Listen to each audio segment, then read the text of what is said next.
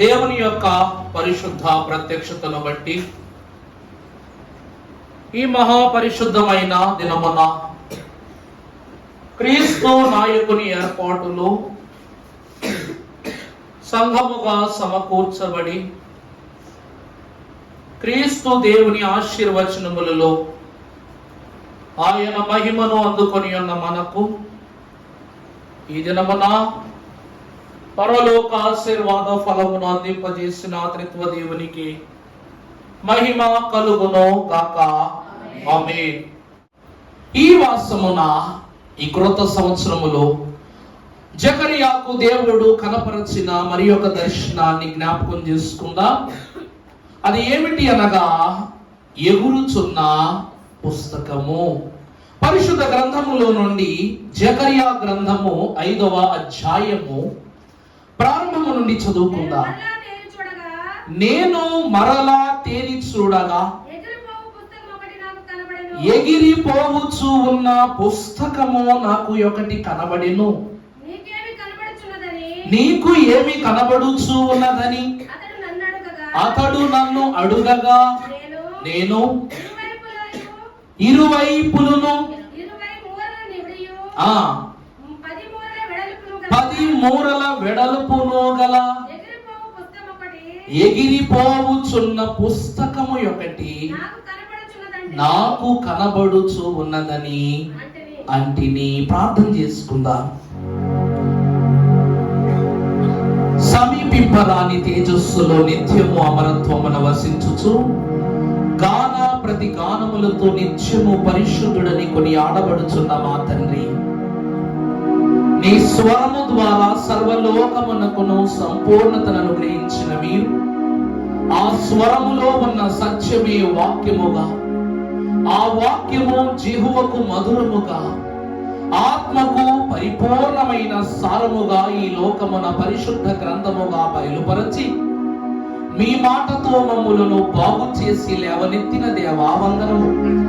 ప్రభువా, మీరు ఎక్కడ ఉంటే అక్కడ బోధే, కొండ మీద ఉంటే కొండ మీద బోధే, దేవాలయములో ఉంటే దేవాలయములో బోధే, నావలో ఉంటే నావలోనూ బోధే, కడకు కలువరి శిలువ పైనను కూడా నీ పరిశుద్ధమైన మూల్యమైన బోధలే గనుక అతి బోధకుడవు ప్రధాన యాజకుడు అయ్యున్న నీవు నీ దాసుడను నేను నిలిచి ఉండగా నన్ను మరుగు చేయండి. వినుచు వివరించబడుచున్న సత్యములను గ్రహించుచున్న నీ బిడల యొక్క హృదయమును పుస్తకములను తేటగా నీటుగా మీరే ప్రస్తావింప చేయండి.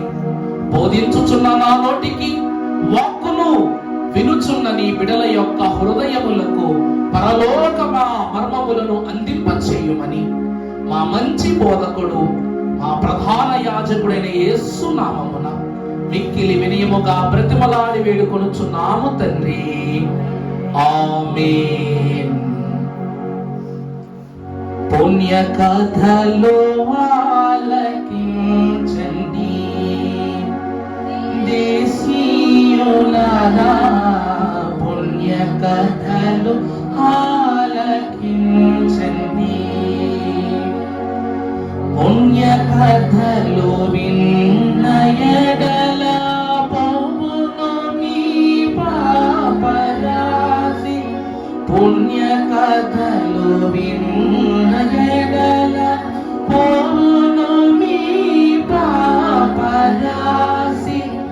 నాణ్యమైన దేవ వాక్కు నరులను రక్షించును. కథలు ఆలకించండి. దేశీయులారా పుణ్య కథలు ఆలకించండి.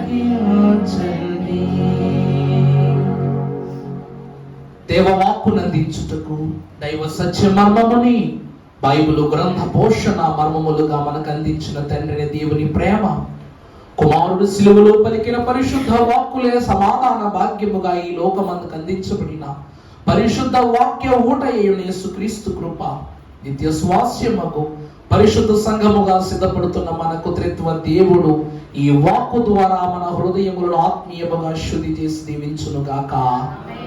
ప్రభువునందు దేవుని ప్రియబిడ్డలారా, జకరియా గ్రంథం అంటేనే ఒక రకమైన ఆనందం పుడుద్ది. కారణం ఏంటంటే, నేను నల్లదానని చిన్న చూపు చూడవద్దు అని పరమగీతములో పరిశుద్ధురాలకు అంతస్తును సంపాదించుకున్న వధువు ఈ వివరాన్ని బయలుపరుస్తున్నారు. అలాగుననే యెషయా కాలములో ప్రవక్తల సమూహం అంతటినీ కూడా బబులోను చెరలోనికి తీసుకుని వెళ్ళిన తరువాత ఆ చెరలో మరణించిన ప్రవక్తలు, మారిన ప్రవక్తలు, ముదిమించిన ప్రవక్తలు, క్రొత్త పుస్తకములు రచించిన ప్రవక్తలు ఎందరో మనకు కనబడుతున్నారు. అందులో చిట్ట చివరి చిన్న ప్రవక్తల సారములో మిగిలిపోయిన ఒక ఘనుడే ఈ జకరియా. ఇతడు పుట్టుక ద్వారా లేవి కుటుంబీకుడును, దేవుని పరిచారకుడై ప్రవక్తగాను, పరలోక స్వాస్యమును ఔదార్యమును అందించుటను బట్టి యాజకుడుగాను 3 అంతస్తులను సంపాదించుకున్న ప్రవక్తగా కనిపిస్తున్నాడు. దేవుని యందు ప్రియబిడ్డలారా, ఈ యొక్క వాక్య భాగాన్ని మనము ధ్యానము చేసుకున్నట్లయితే, మరలా నేను తేరి చూడగా, అతను ఏమంటాడండి? ఇప్పుడు తేరి చూడటం అంటే ఏంటి? చూడగా అంటే ఏంటి? ఒక అద్భుతాన్ని చూసామనుకోండి, మనం ఏమైపోతాం? ఆశ్చర్యంతో చూస్తాం. ఇది ఆశ్చర్యకరమైన చూపు. కానీ తేరి చూచిన చూపు అంటే ఆశ్చర్యానికి సంబంధించింది కాదు. ఆకాశములో నుండి ఒక పిడుగు మన మీదగా పడుతూ ఉంది, మన ఎదురుగా పడతా ఉంది. ఆ పిడుగు నీకు కొన్ని క్రోశాల దూరంలో పడింది అనుకోండి, అప్పుడు నీ యొక్క పరిస్థితి ఎట్లా ఉంటుంది చెప్పండి? ఆశ్చర్యంగా చూస్తామా? ఆశ్చర్యంగా చూస్తామా? ఎలా చూస్తాం? తేరి చూడటం అంటే కళ్ళు తేలేసేయటం అన్నమాట. ఇక ఆ శబ్దానికి, ఆ యొక్క వేగానికి, ఆ జరిగిన పనిని బట్టి నీ హృదయం అంతా ఏమైపోద్ది? కలవరం అయిపోద్ది. ఇక్కడ జకరియా మహాభక్తుడు కూడా, మరియు నేను ఆకాశము వైపు తేరి చూడగా ఎగిరిపోవుచున్న ఒక పుస్తకము నాకు.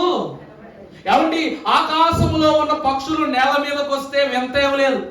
కానీ భూమి మీద నుండి ఒక ఆవు ఎగురుకుంటూ వెళ్ళిపోయిందంటే తేరి చూడాల్సిందే. ఒక పులో, సింహమో, లేకపోతే ఒక మనుషుడు నీ కళ్ళ ముందు ఎగిరి వెళ్ళిపోతుంటే ఎలా చూడాలి? నువ్వు తేరి చూస్తా. ఇక్కడ కూడా జకరియా మహాభక్తుని యొక్క దర్శనములో ఎగిరి వెళ్ళిపోవచ్చున్న యొక్క పుస్తకాన్ని ఇతడు చూస్తున్నాడట. ఈ పుస్తకము ఎలాగూ కనబడుతున్నది అంటే, చదువుకుందాం వాక్యములో. నీకేమి కనబడుచున్నదని అతడు నన్ను అడుగగా, నేను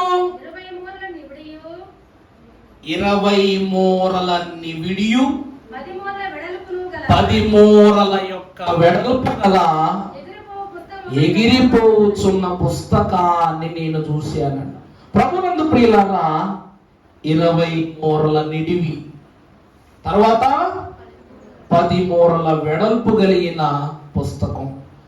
మూర అంటే ప్రత్యేకంగా ఆడవాళ్లకు చెప్పనక్కర్లా, ఎందుకంటే ఇది పూల వాళ్ళ దగ్గర బహు చక్కగా వాడే మాట. 20 మూరల పూలు ఒక్కసారి పొడుగ్గా పెట్టుకోండి, 10 మూరలు పక్కెట్టండి. అంతటి పుస్తకము నీ కన్నుల ఎదుట ఎగిరి వెళ్ళిపోతూ ఉంటే నీ కన్నులు ఏమైపోతున్నాయంట? దానిని తేరి చూస్తున్నాయంట. ఆ పుస్తకము ఒకటి నాకు కనబడుచుంది. ప్రభునందు ప్రియబిడ్డలారా, ఈ జకరియా గ్రంథమును మనము చూసినట్లయితే ఈ 5వ అధ్యాయము చాలా చిన్న అధ్యాయం. ఈ పుస్తకాల్లోనే బాగా చిన్న అధ్యాయం ఎదురా అయ్యా అంటే ఈ 5వ అధ్యాయమే. కానీ ఈ ఒక్క 5వ అధ్యాయంలోనే 2 దర్శనాలను దేవుడు చూపిస్తున్నాడంట. ఎన్ని దర్శనాలమ్మా? 2 దర్శనాలు. అందులో 2 ప్రాముఖ్యమైన వివరములను కూడా చూపిస్తున్నాడు. మనము చూసినట్లయితే ఆనాడు మొట్టమొదటిగా 4 కొమ్ములు 4 కంసాలు అనగా ముంచుకు వస్తున్న ఉగ్రతను ఆపుటకు 4 కంసాలుల వంటి వారిని దేవుడు ఏర్పాటు చేశాడని మొదటి దర్శనములో సమస్యలు పరిష్కారాన్ని చూపించాడు దేవుడు. రెండవది గొంజి చెట్ల మధ్య అశ్వకుడిని చూపిస్తున్నాడు. అశ్వకుడు అనగా సారథి. అక్కడ వర్ణములు కలిగిన ఎర్రటి గుర్రము, నల్లటి గుర్రము, తెల్లటి గుర్రము, మచ్చలు కలిగిన గుర్రాన్ని మనకు దేవుడు చూపించాడు. మచ్చలు అనగా రోగము కలిగింది, నలుపు గుర్రం అనగా చీకటికి, ఎర్రటి గుర్రము దేనికి? యుద్ధానికి, రక్తపాతానికి సాదృశ్యం, తెల్లటి గుర్రము శాంతికి చిహ్నమని చెప్తూ వీటిని అదుపు చేయుచున్న ఒక మనుష్యుని చూపించాడు. అక్కడ పరిష్కారం ఉంది. ఇక మూడవది చూసినట్లయితే ప్రియులారా, ప్రధాన యాజకుడైన యేషువాను మనకు పరిచయం చేస్తున్నప్పుడు ఆ దర్శనములో మనలను తీర్పు దినమున దేవుని ఎదుట నిలవబడినప్పుడు మన పక్షముగా వ్యాజ్యమాడుటకు ప్రధాన యాజకుడుగా యేషువా ఎలాగునున్నాడో యేసుక్రీస్తు ప్రభువుగా మన మంచి ప్రధాన యాజకుడు అనే సాక్ష్యాన్ని బట్టి మన పక్షమును ప్రభు ఉన్నట్లు మనకు కనిపిస్తుంది. తర్వాత దర్శనములో ఏంటి? కొలనూలు చేత పట్టుకుని కొలుచుచున్న ఒక మనుషుడు అనగా మన భక్తిని కొలిచేటువంటి దేవుడు మన యందు ఉన్నాడనే సమస్య పరిష్కారము కనిపిస్తుంది.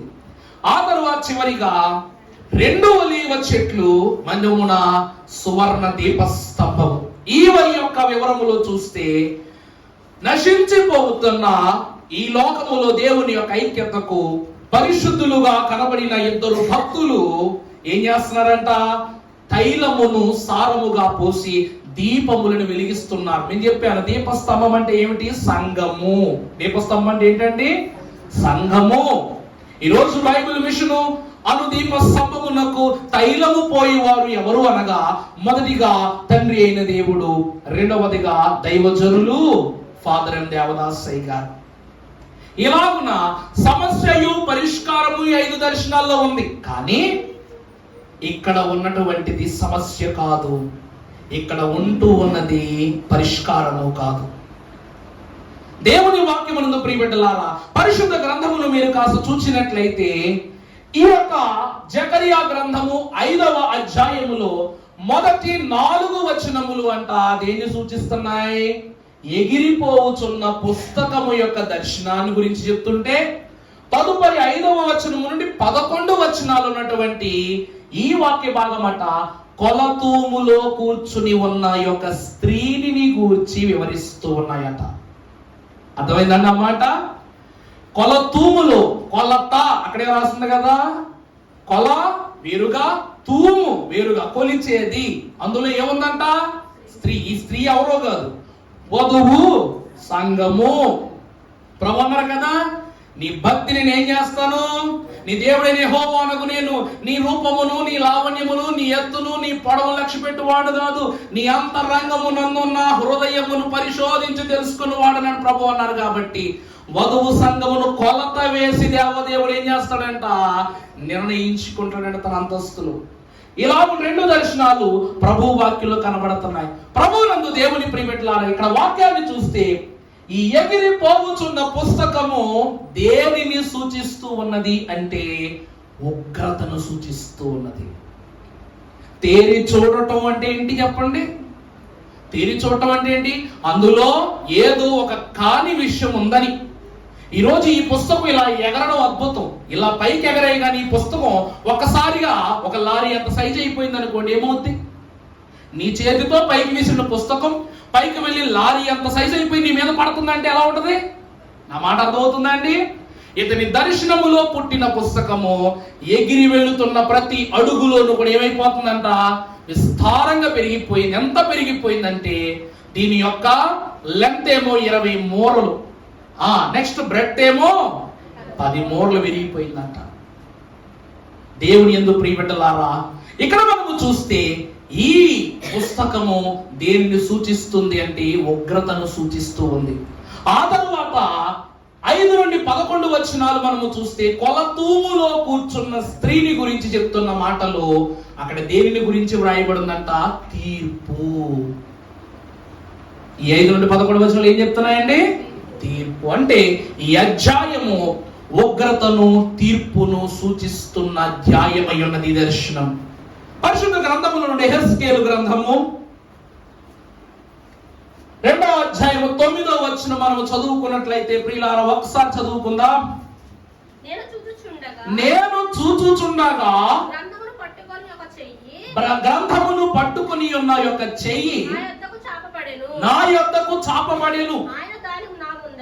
ఏమండి, ఇక్కడ వాక్యములో మనము చూస్తే అంతటా నేను చూచుచూ ఉండగా ఏం కనబడుతుంది నాకు? గ్రంథమును పట్టుకొనిన యొక్క చెయ్యి. 9వ వచనం నుంచి చదువు తల్లి, కొంచెం పైనుంచి చదువు అమ్మా. నరపుత్రుడా, వారు తిరుగుబాటు చేసినట్లు నీవు చేయక నేను నీతో చెప్పిన మాట ప్రకారం విని ప్రభు అంట ఇలా ఎగిరిపోవచ్చున్న పుస్తకానికి, ఇక్కడ యెహెజ్కేలుకు దేవుడు చేతితో ఇస్తున్న పుస్తకానికి, ఈ రెండింటికి అసలు ఏంటై గారు ఉన్నటువంటి సంబంధము? అసలు అదేమిటి ఇదేమిటి? దాని గురించి వివరించకుండా దీనిలోనికి మనం ఎందుకు వస్తున్నామంటే, ప్రభు అంటున్నారు, నరపుత్రుడా, వారు తిరుగుబాటు చేసినట్లు నీవు చేయక నేను నీతో చెప్పిన మాట ప్రకారము విని నోరు తెరిచి నేనిచ్చు ఈ యొక్క గ్రంథాన్ని వేంచే భుజించు. నీ మాటలు నాకు దొరకగా నేను వాటిని భుజించి తిని అనే వాక్యాన్ని మనం చూస్తున్నాం. ప్రభునందు ప్రియులారా, ఒక గ్రంథాన్ని ఆశ్చర్యంతో చూస్తున్నాడు జకరియా. మరొక గ్రంథమును తినిపించటానికి దేవుడు వారు చేసినట్లు కాక నేను చెప్పిన మాటలను విను అని ప్రభు అంటున్నారు. అసలు ఏమిటి దేవుడు చెప్తున్న మాటలు అంటే తర్వాత వచనం చూద్దాం. చదువమ్మా. నేను చూచుచుండగా, చూడండి దేవుడు ఏమిస్తున్నాడు? యెహెజ్కేలునకు గ్రంథాన్ని ఇస్తూ ఉన్నాడు. నా యొద్దకు చాపబడెను, ఆయన దానిని నా ముందర విప్పగా అది లోపటను వెలుపటను. ఏమండి, జకరియా ఏ పుస్తకం అయితే చూస్తున్నాడో ఆ పుస్తకములో కూడా పేజీకి అటు ఉంటుంది, ఇటు ఉంటుంది కదా. పేజీకి అటువైపు ఇటువైపు ఉంటాయా? ఉండవండి. 20 మూరలు 10 మూరలు అన్నారు అంటే దానికి లెంత్ బ్రెడ్త్ ఉన్నట్లుగానే పేజీ అటువైపు ఇటువైపు కూడా రాసుకోవడానికి అనువుగా ఉంటుందా లేదా? దేవుని వాక్యాన్ని బట్టి చూస్తే అక్కడ ఉన్నదో లేదో అన్న వివరాన్ని దేవుడు ఇక్కడ చూపిస్తున్నాడు. వెలుపట వ్రాయబడినది అయి ఉండెను, అందులో ఏమి వ్రాయబడి ఉన్నది నీవు తేరి చూడగలిగే అంత గొప్ప విషయం అక్కడ ఏముంది అంటే, మహావిలాపమును, మనో దుఃఖమును, రోదనమును, రోదనమును అని అందులో వ్రాయబడి ఉండెను. ప్రభునందు దేవుని ప్రియబిడ్డలారా, యెహెజ్కేలునకు దేవుడు ఏ పుస్తకాన్ని అయితే చూపిస్తున్నారో ఆ పుస్తకాన్ని దర్శనములో ఎవరికి చూపించాడు? దేవుడు జకరియా చూపించాడు. ఆ పుస్తకములో తేరి చూడగలిగేంత భయంకరమైన విషయం ఏముందంటే, చెప్పాను కదా, ఉగ్రత అనగా ఏమిటంట దాని అర్థం? మహావిలాపమును, మనో దుఃఖమును, రోదనమును అని వ్రాయబడి ఉన్నది. ఇవన్నీ ఉగ్రతలో వచ్చేవి కాదా? మహావిలాపం ఏంటి? దేవుడు ఉగ్రత కాలములు మనకి ఏమిస్తున్నాడు? రాజ్యము మీదకు రాజ్యము, జనము మీదకు జనము, ప్రభుత్వము మీదకు ప్రభుత్వము మీదకు వచ్చి పడిపోతాయట. యుద్ధాలు జరిగిపోతూ ఉంటాయట. జీవితంలో మనము గణించలేనంత ఘోర దుఃఖాన్ని అనుభవిస్తామట. అనగా మహావిలాపం, మహాశ్రమలో కలిగేది మహావిలాపం. రెండవది మనో దుఃఖము. ఇప్పటి వరకు మనం ఏం పడుతున్నాం తెలుసా? దుఃఖిస్తున్నాం. ఎందుకు దుఃఖిస్తున్నాం? ప్రభు ఎప్పుడు వస్తారా? ప్రభు మనల్ని రాకడలో ఎప్పుడు తీసుకెళ్తారా? కాలాలు మారిపోతున్నాయి, సమయాలు గడిచిపోతున్నాయి. ప్రభువా తొందరగా రా అని దుఃఖపడుతూనే ఉన్నాం. నువ్వు వచ్చిన నాడు, నేను నీతో వెళ్ళిన రోజు ఒకే రోజు కావాలని ఆశగా చూస్తున్నాం. దుఃఖపడుతున్న నిన్ను దేవుడు తీసుకుని వెళ్ళిపోయాడు అనుకో ఆనందం. దుఃఖపడుతున్న వారు ప్రభు వచ్చినప్పుడు కూడా విడిచిపెట్టబడ్డారు అనుకోండి, వాళ్ళకి ఏం కలుగుద్ది? నీ దుఃఖం ఏ దుఃఖంగా మారిపోద్ది? మనోదుఃఖంగా మారిపోద్ది. కది తీరని స్థితిలోకి వెళ్ళిపోద్ది. అప్పుడు రోదనము. అప్పుడు ఏం చేయాలంట? రోదిస్తూనే ఉండాలి. అంత మాత్రమే కాక తర్వాత 3వ అధ్యాయములో మనము చూసినట్లయితే జకరియా యెహెజ్కేలు ఈలాగం రాస్తున్నాడు. 2వ వచనం చూడాలా? నేను నోరు తెరువగా ఆయన ఆ గ్రంథమును నాకు తినిపించి, నరపుత్రుడా, ఇందాకన్న గ్రంథము ఈ గ్రంథం ఒకటేనా? ఇందాకన్న గ్రంథము అంటే 2వ అధ్యాయములు అన్న గ్రంథము, 3వ అధ్యాయములో ప్రభు చెప్తున్న గ్రంథము 2 ఒకటేనా? వచనాన్ని కొంచెం జాగ్రత్తగా చూడండి. గతించిన వచనాన్ని 2:9 నరపుత్రుడా, వాడు తిరుగుబాటు చేసినట్లు నీవు చేయక, నీ వైపు తిరుగుబాటు చేస్తున్నట్టు నువ్వు చేయకుండగా నేను నీతో చెప్పు మాటను విని నోరు తెరిచి నేనిచ్చు దాన్ని నువ్వేం చేయి? అవునా కదా? ప్రభువు వాళ్ళు చెప్పినట్లు చేయకుండా నేనిచ్చిదిత్తును అన్నారంటే ప్రభువు అక్కడ ఇస్తానన్న దాన్నే 3వ అధ్యాయంలో కూడా ఇస్తానని అంటున్నారు. ఇప్పుడు చదువు తల్లి. నరపుత్రుడా, తీసుకుని నింపుకొనుమని నేను దానిని ఈ భక్షించినటువంటి ఇది ఎలా ఉందంట? అది నా నోటికి, అంటే నీ వాక్కులు నీ మాటలు నాకు దొరకగా నేను వాటిని భుజించి తిని అవి నా నోటికి ఎలా ఉన్నాయి? తేనె వలె రుచిస్తూ ఉన్నాయి. ప్రభువునందు ప్రియులారా, ఇందాక మీరు అడిగినట్లుగా మీకు తెలియజేసినట్లుగా ఈ పుస్తకమునకు అనగా గతవచనములో యెహెజ్కేలు గతవచనంలో మహావిలాపం అని ఇరు ప్రక్కల వ్రాయబడి ఉన్నది అన్నారు కదా. ఆ పుస్తకమే ఈ పుస్తకం అని ఎలా చెప్తున్నానంటే జకరియా గ్రంథము 3వ వచనములోనికి వచ్చేసేయండి. అక్కడ వ్రాయబడి ఉన్నటువంటి సత్యాన్ని మనం చూడగలం. అందుకతడు నాతో ఇట్లు అనెను, ఇది భూమి అందంతటి మీదకి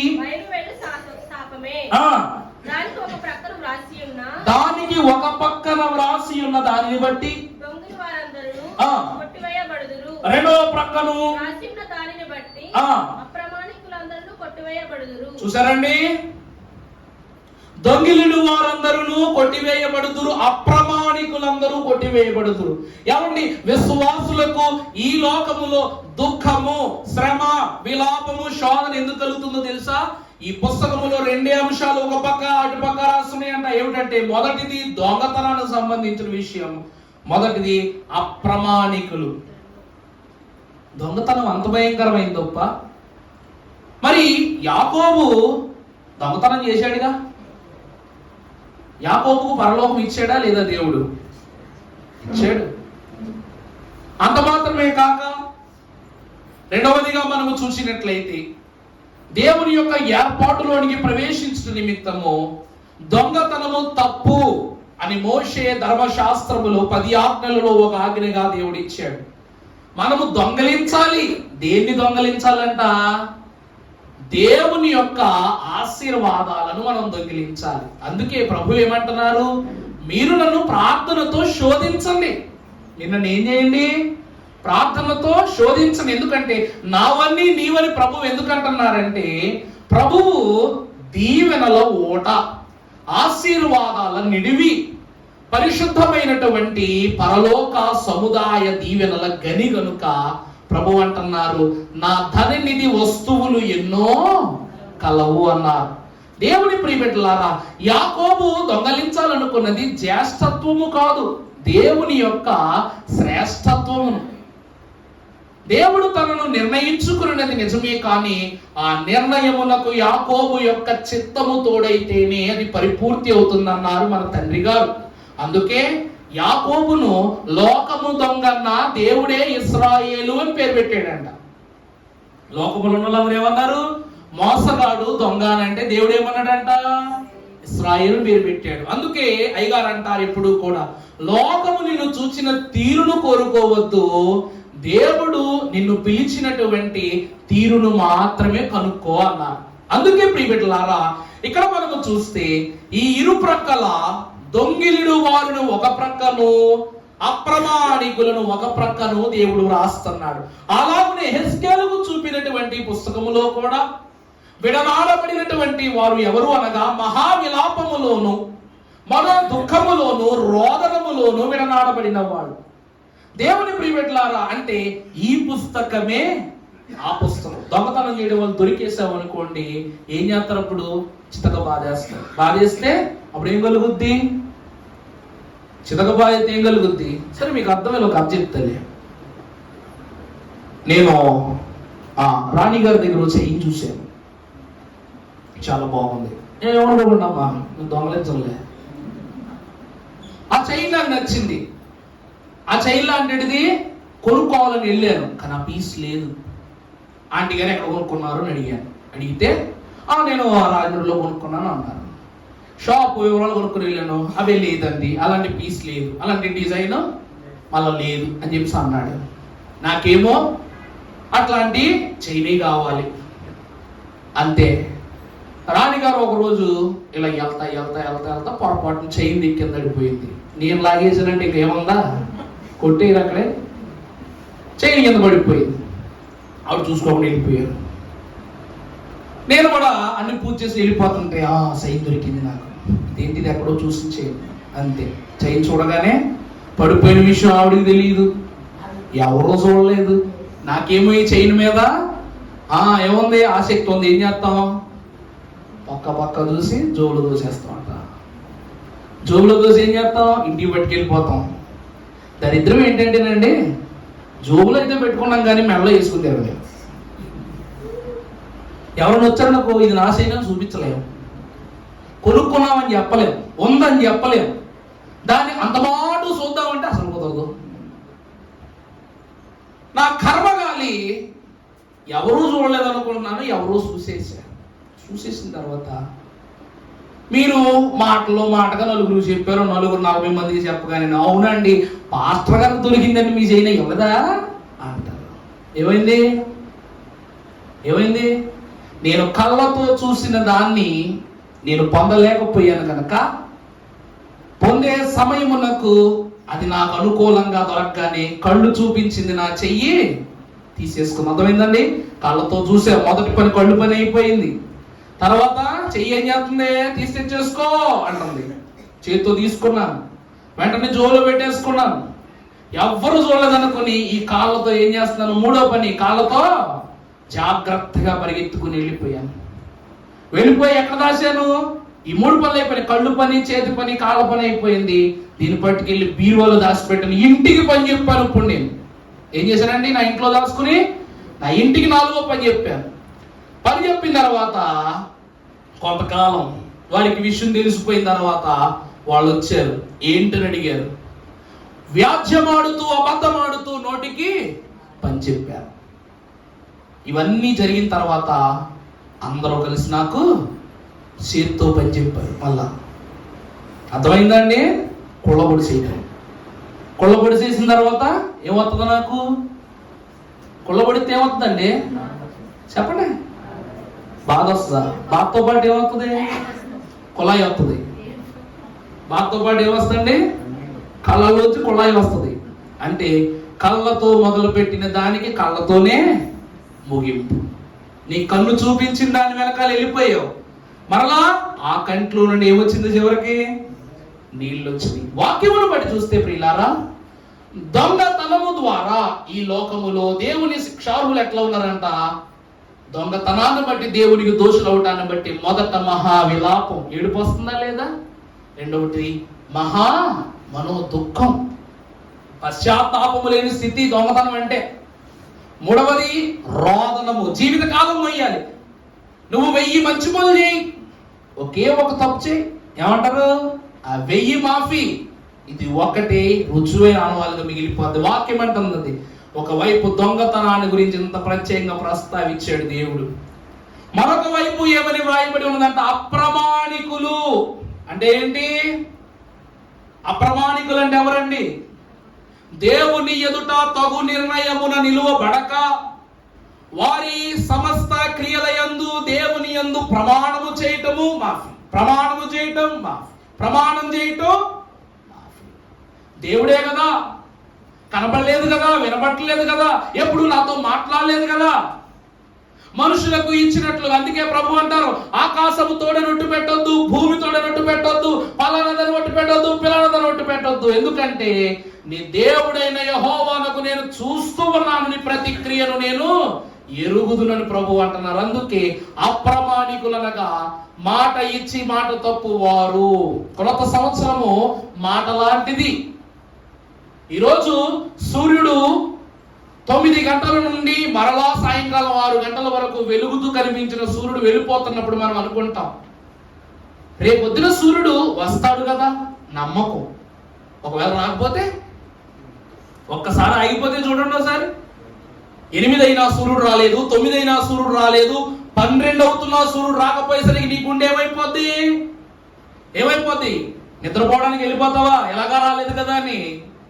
ఎప్పుడు లేని దానికంటే విడ్డూరమైన పరిస్థితుల్లోకి వచ్చేస్తావు. ఊరంతా ఒక చోట చేరిపోతాం, ఏమైపోయిందా అని. దాని తర్వాత సర్లే అని 1 గంటకు సూర్యుడు బయటకు వచ్చాడు అనుకుందాం. తర్వాత రోజు గడుస్తుంది, 6వగానే సూర్యుడు దిగుతున్నాడు. తర్వాత రోజు నీకు ఎలా ఉంటది?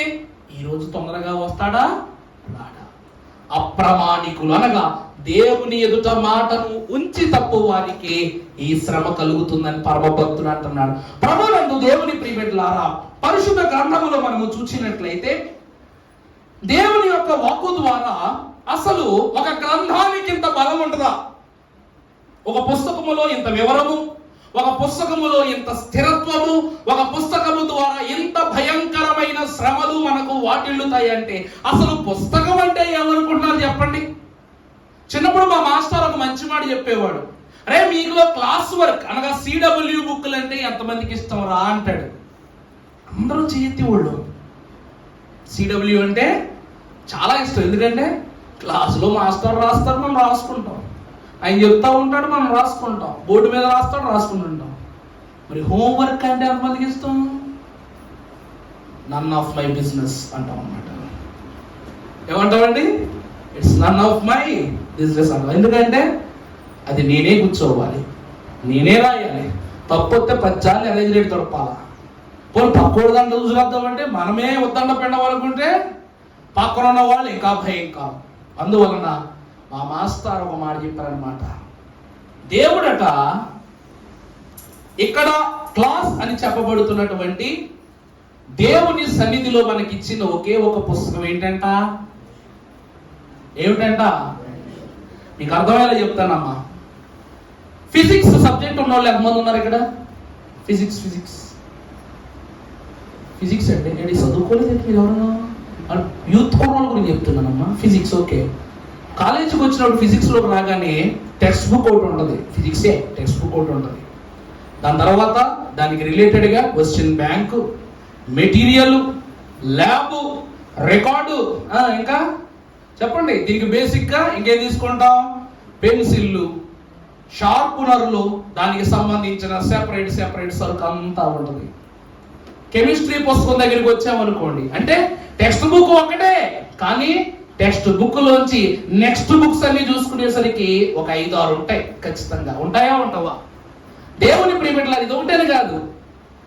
ఇంజనీరింగ్ ఫస్ట్ లో రాగానే మ్యాథ్స్ అనగానే మళ్ళా మొదలైంది అనుకున్నాను.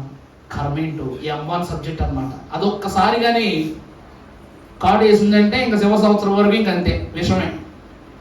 నాకు ఫస్ట్ సంవత్సరంలోనే వేసింది అనమాట. దేవుడు కరోనా నా కోసం రప్పించడుకున్నప్పుడు నేను ఫస్ట్ వేవ్ కరోనాలో వెళ్ళిపోయింది అది నాకు.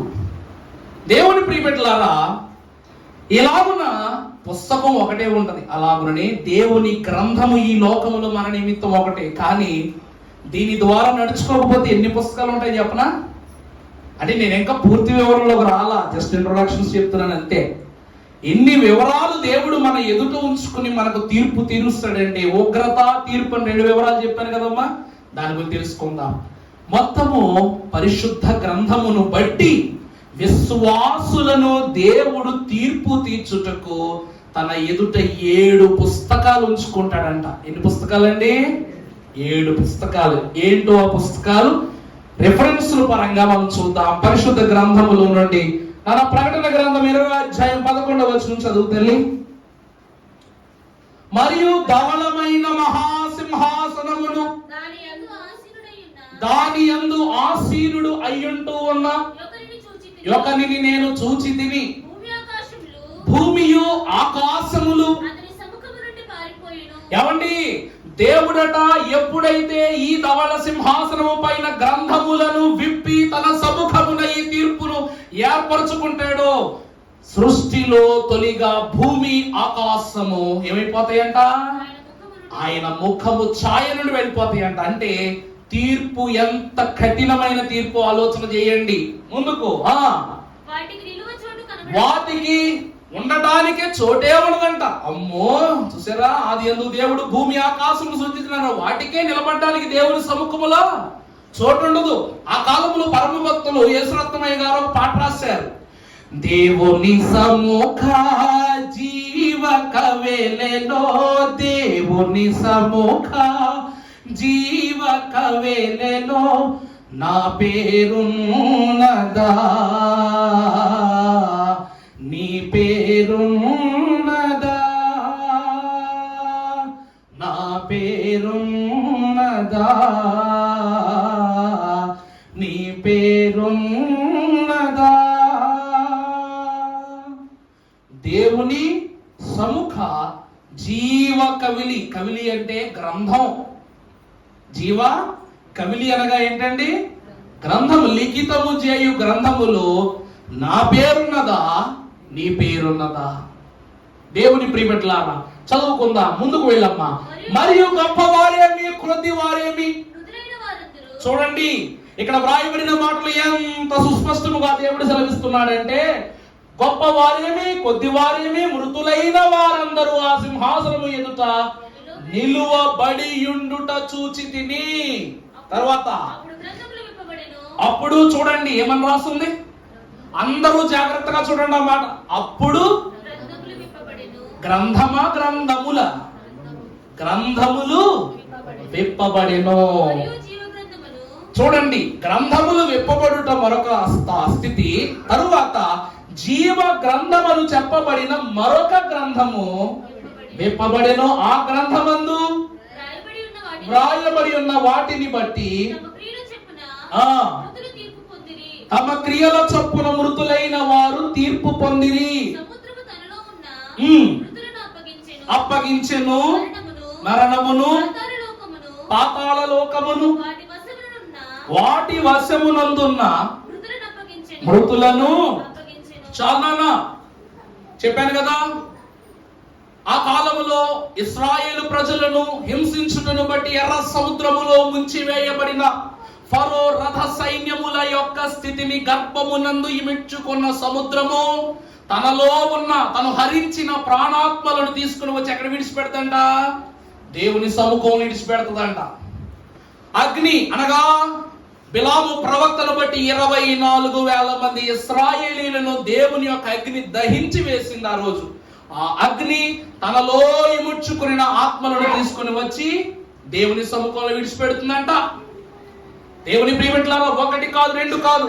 మోషే కాలములో చూసినట్లయితే, మాకు మోషే వద్దు, ఆ హరోలను వాడు వద్దు, మాకు మేమే ఒక యాజకుని చేసుకుంటాం, మాకు మేమే ఒక లేవీయుని ఏర్పరచుకుంటామని అన్నప్పుడు మోషే మహాభక్తుడు అంటాడు, మీరు దేవుని యందు నిలిచి ఉన్నారో లేదో, మేము దేవుని యందు నిలిచి ఉన్నామో లేదో చెప్పబడినట్లు రేపటి ఉదయ కాలమున దేవుడే మనకు తీర్పు తీరుస్తాడు. ఎవరైతే చెడు యందు నిలబడతారో వారిని భూమి ఏం చేస్తుంది? పెకిలించుకుని వాళ్ళని మింగేస్తా అంటాడు. ఉదయం కాగానే ఎవరు అన్యాయస్తులుగాను దేవునికి వ్యతిరేకులైనారో వాళ్ళందరినీ భూమి ఏం చేస్తుంది? చీల్చబడి తాను మింగేస్తాయి. వాళ్ళందరినీ తీసుకొచ్చి దేవుని ఎదుటి విడిచిపెడద్ది. గాలి వలన చనిపోయిన వారు గాలిని బట్టి, నీరుని బట్టి, అగ్నిని బట్టి, ఆకాశమును బట్టి వారందరూ దేవుని సముఖంలోకి వచ్చేస్తారు. తీర్పు. దేవుడు చెబుతున్న 7 గ్రంథములో పక్క జీవ గ్రంథమును మరొక గ్రంథము ఒక పక్క. వీటిని బట్టి దేవుడు ఏం చెప్తాడంట? తీర్పు చెప్తాడంట. అందుకే ఉగ్రత ఒక చోట, తీర్పు జీవ గ్రంథమునకు గుర్తు. అర్థమైందండి? 7 పుస్తకాలు ఏ శిక్షలు వేస్తే బాగుంటుందని చెప్పడానికి, మరొక పుస్తకం వీరికి ఏ శిక్ష వేయాలో విధించడానికి గడ్డ క్రమాన్ని చూపించడానికి గల పుస్తకం. తీర్పు. దేవుని ప్రియబిడ్డల ప్రకటన గ్రంథం 5వ అధ్యాయం 1వ వచనం కూడా మనం చదువుకున్నట్లయితే చూడండి ఎంత గొప్ప మాట. మరియు లోపటను వెలుపటను వ్రాత కలిగి 7 ముద్రలు గట్టిగా వేసి ఉన్న ఒక గ్రంథము సింహాసనము యందు గ్రంథమునందు ఆసీనుడయ్యున్న వాని కుడి చేతి యందు నేను చూచితిని.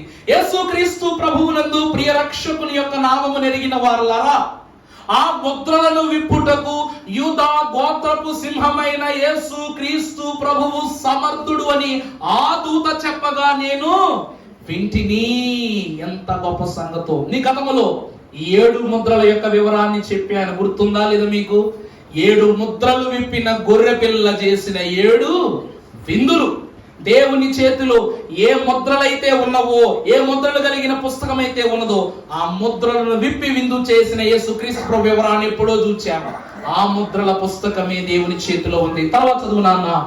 మరియు దాని ముద్రలు తీసి ఆ గ్రంథమును విప్పుటకు యోగ్యుడైన వాడు ఎవడని బలిష్ఠుడైన యొక్క దేవదూత చెప్పగా, బిగ్గరగా చెప్పగా చూచితిని. ప్రభునందు దేవుని ప్రియబిడ్డలారా, ఏమిటి దేవుని సముఖములో ఉన్న ఈ 7 గ్రంథములు?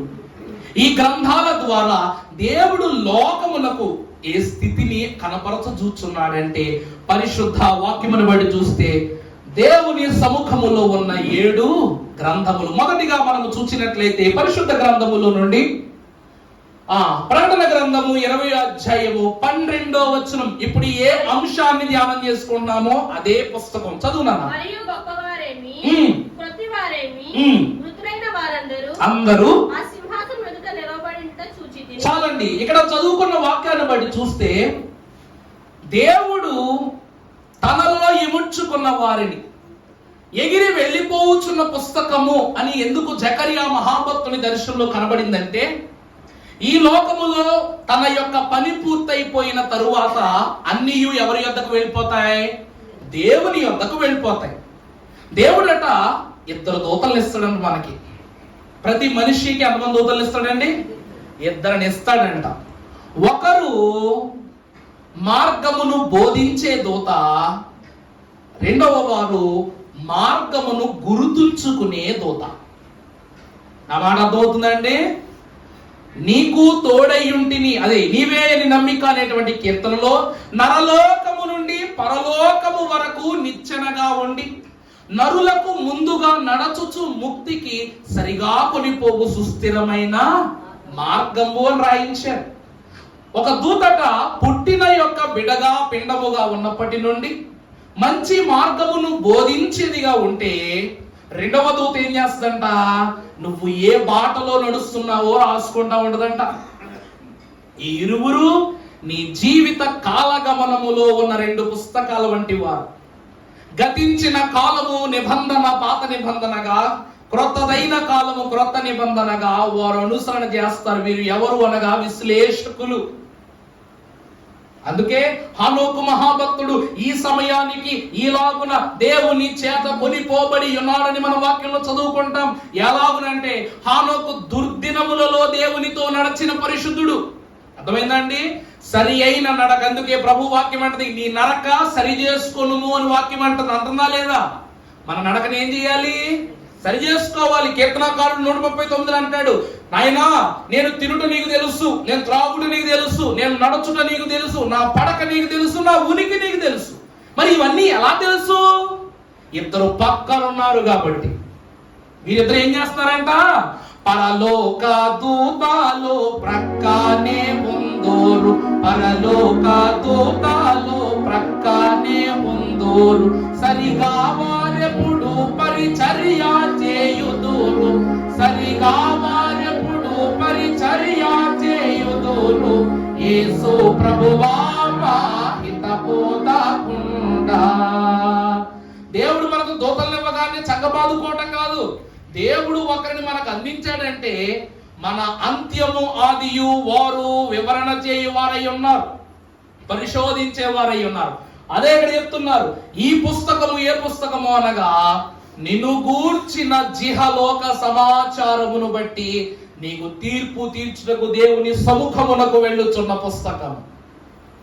ఇందులో ప్రతి మానవునికి పేజీ ఉంది, ప్రతి మానవునికి తీర్పు ఉంది, ప్రతి మానవుని యొక్క క్రియలను బట్టి ఉగ్రత ఉంది. అన్ని క్రమములు కూడా అందులోనే విమర్చబడి ఉన్నవి. ఇదే పుస్తకం అంటే ఎగురుచున్న పుస్తకం. మొదటిది దేవుని ఎదుట ఉండే మొట్టమొదటి పుస్తకం ఏ పుస్తకం అంట? అది. ఈరోజు అండి లెక్కలో పుస్తకం ఎప్పుడైతే ఎదురుగా వెళ్తుందో దాని ప్రకారంగా డబ్బులు ఇస్తాం, అంతే కదండి. వాని క్రియల చొప్పునే నేనేమిస్తాను దేవుడు. ఇది క్రియ, ఇక ఇవ్వాల్సింది జీతం. ఇది మొదటి పుస్తకం. రెండవది చూసినట్లయితే బాగా తెలిసిన పుస్తకం నిర్గమాకాండము 24వ అధ్యాయము 7వ వచనము మనము చదువుకున్నట్లయితే, అతడు నిబంధన గ్రంథమును తీసుకుని ప్రజలకు వినిపింపగా వారు యెహోవా చెప్పినవన్నీ చేయుచు విధేయులమై ఉందుము అని. రెండవ గ్రంథం ఏమిటంట? నిబంధన గ్రంథం అనగా ధర్మశాస్త్రము. ఈ గ్రంథాన్ని రాసింది ఎవరు?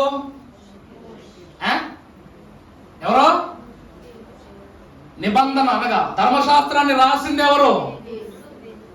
దేవుడు. మోషే కాదు. మోషే దాన్ని సిమిలర్ చేశాడు అంతే, డూప్లికేట్ చేశాడు అంతే. ఒరిజినల్ మాత్రం ఎవరిది? దేవుని చేవ్రాత. ఇది దేవుని గ్రంథం. అందుకే ఈ గ్రంథములో ఉన్న ప్రవచన వాక్యములను గైకొనువాడు ఈ 10 ఆజ్ఞలు లేనిదే దేవుడు అనుగ్రహింప చేయు ఆశీర్వాద ఫలాలను మనం ఏం చేయలేం, పొందుకోలేం. అందుకే ప్రభువు కూడా అంటారు, నా తండ్రి నియమించిన దానిని నెరవేర్చుట తప్ప దాన్ని నిరర్ధకము చేయుటకు నేను ఏమి కాను, తగ్గను అని ప్రభువు అంటారు. నేను ధర్మశాస్త్రాన్ని కొట్టేయడానికి కాదు, ఎందుకు వచ్చా? నెరవేర్చడానికి వచ్చాను. అందుకే ప్రభు వాక్యాన్ని బట్టి రెండవ గ్రంథము నిబంధన అనగా ధర్మశాస్త్రాన్ని ఎదురుగా పెట్టుకుంటాడు దేవుడు. మూడవదిగా మనము చూసినట్లయితే ప్రియులారా, పరిశుద్ధ గ్రంథములో నుండి సంఖ్యాకాండము 21వ అధ్యాయం 15వ వచనం చదువుకుందాం. ప్రవహించు.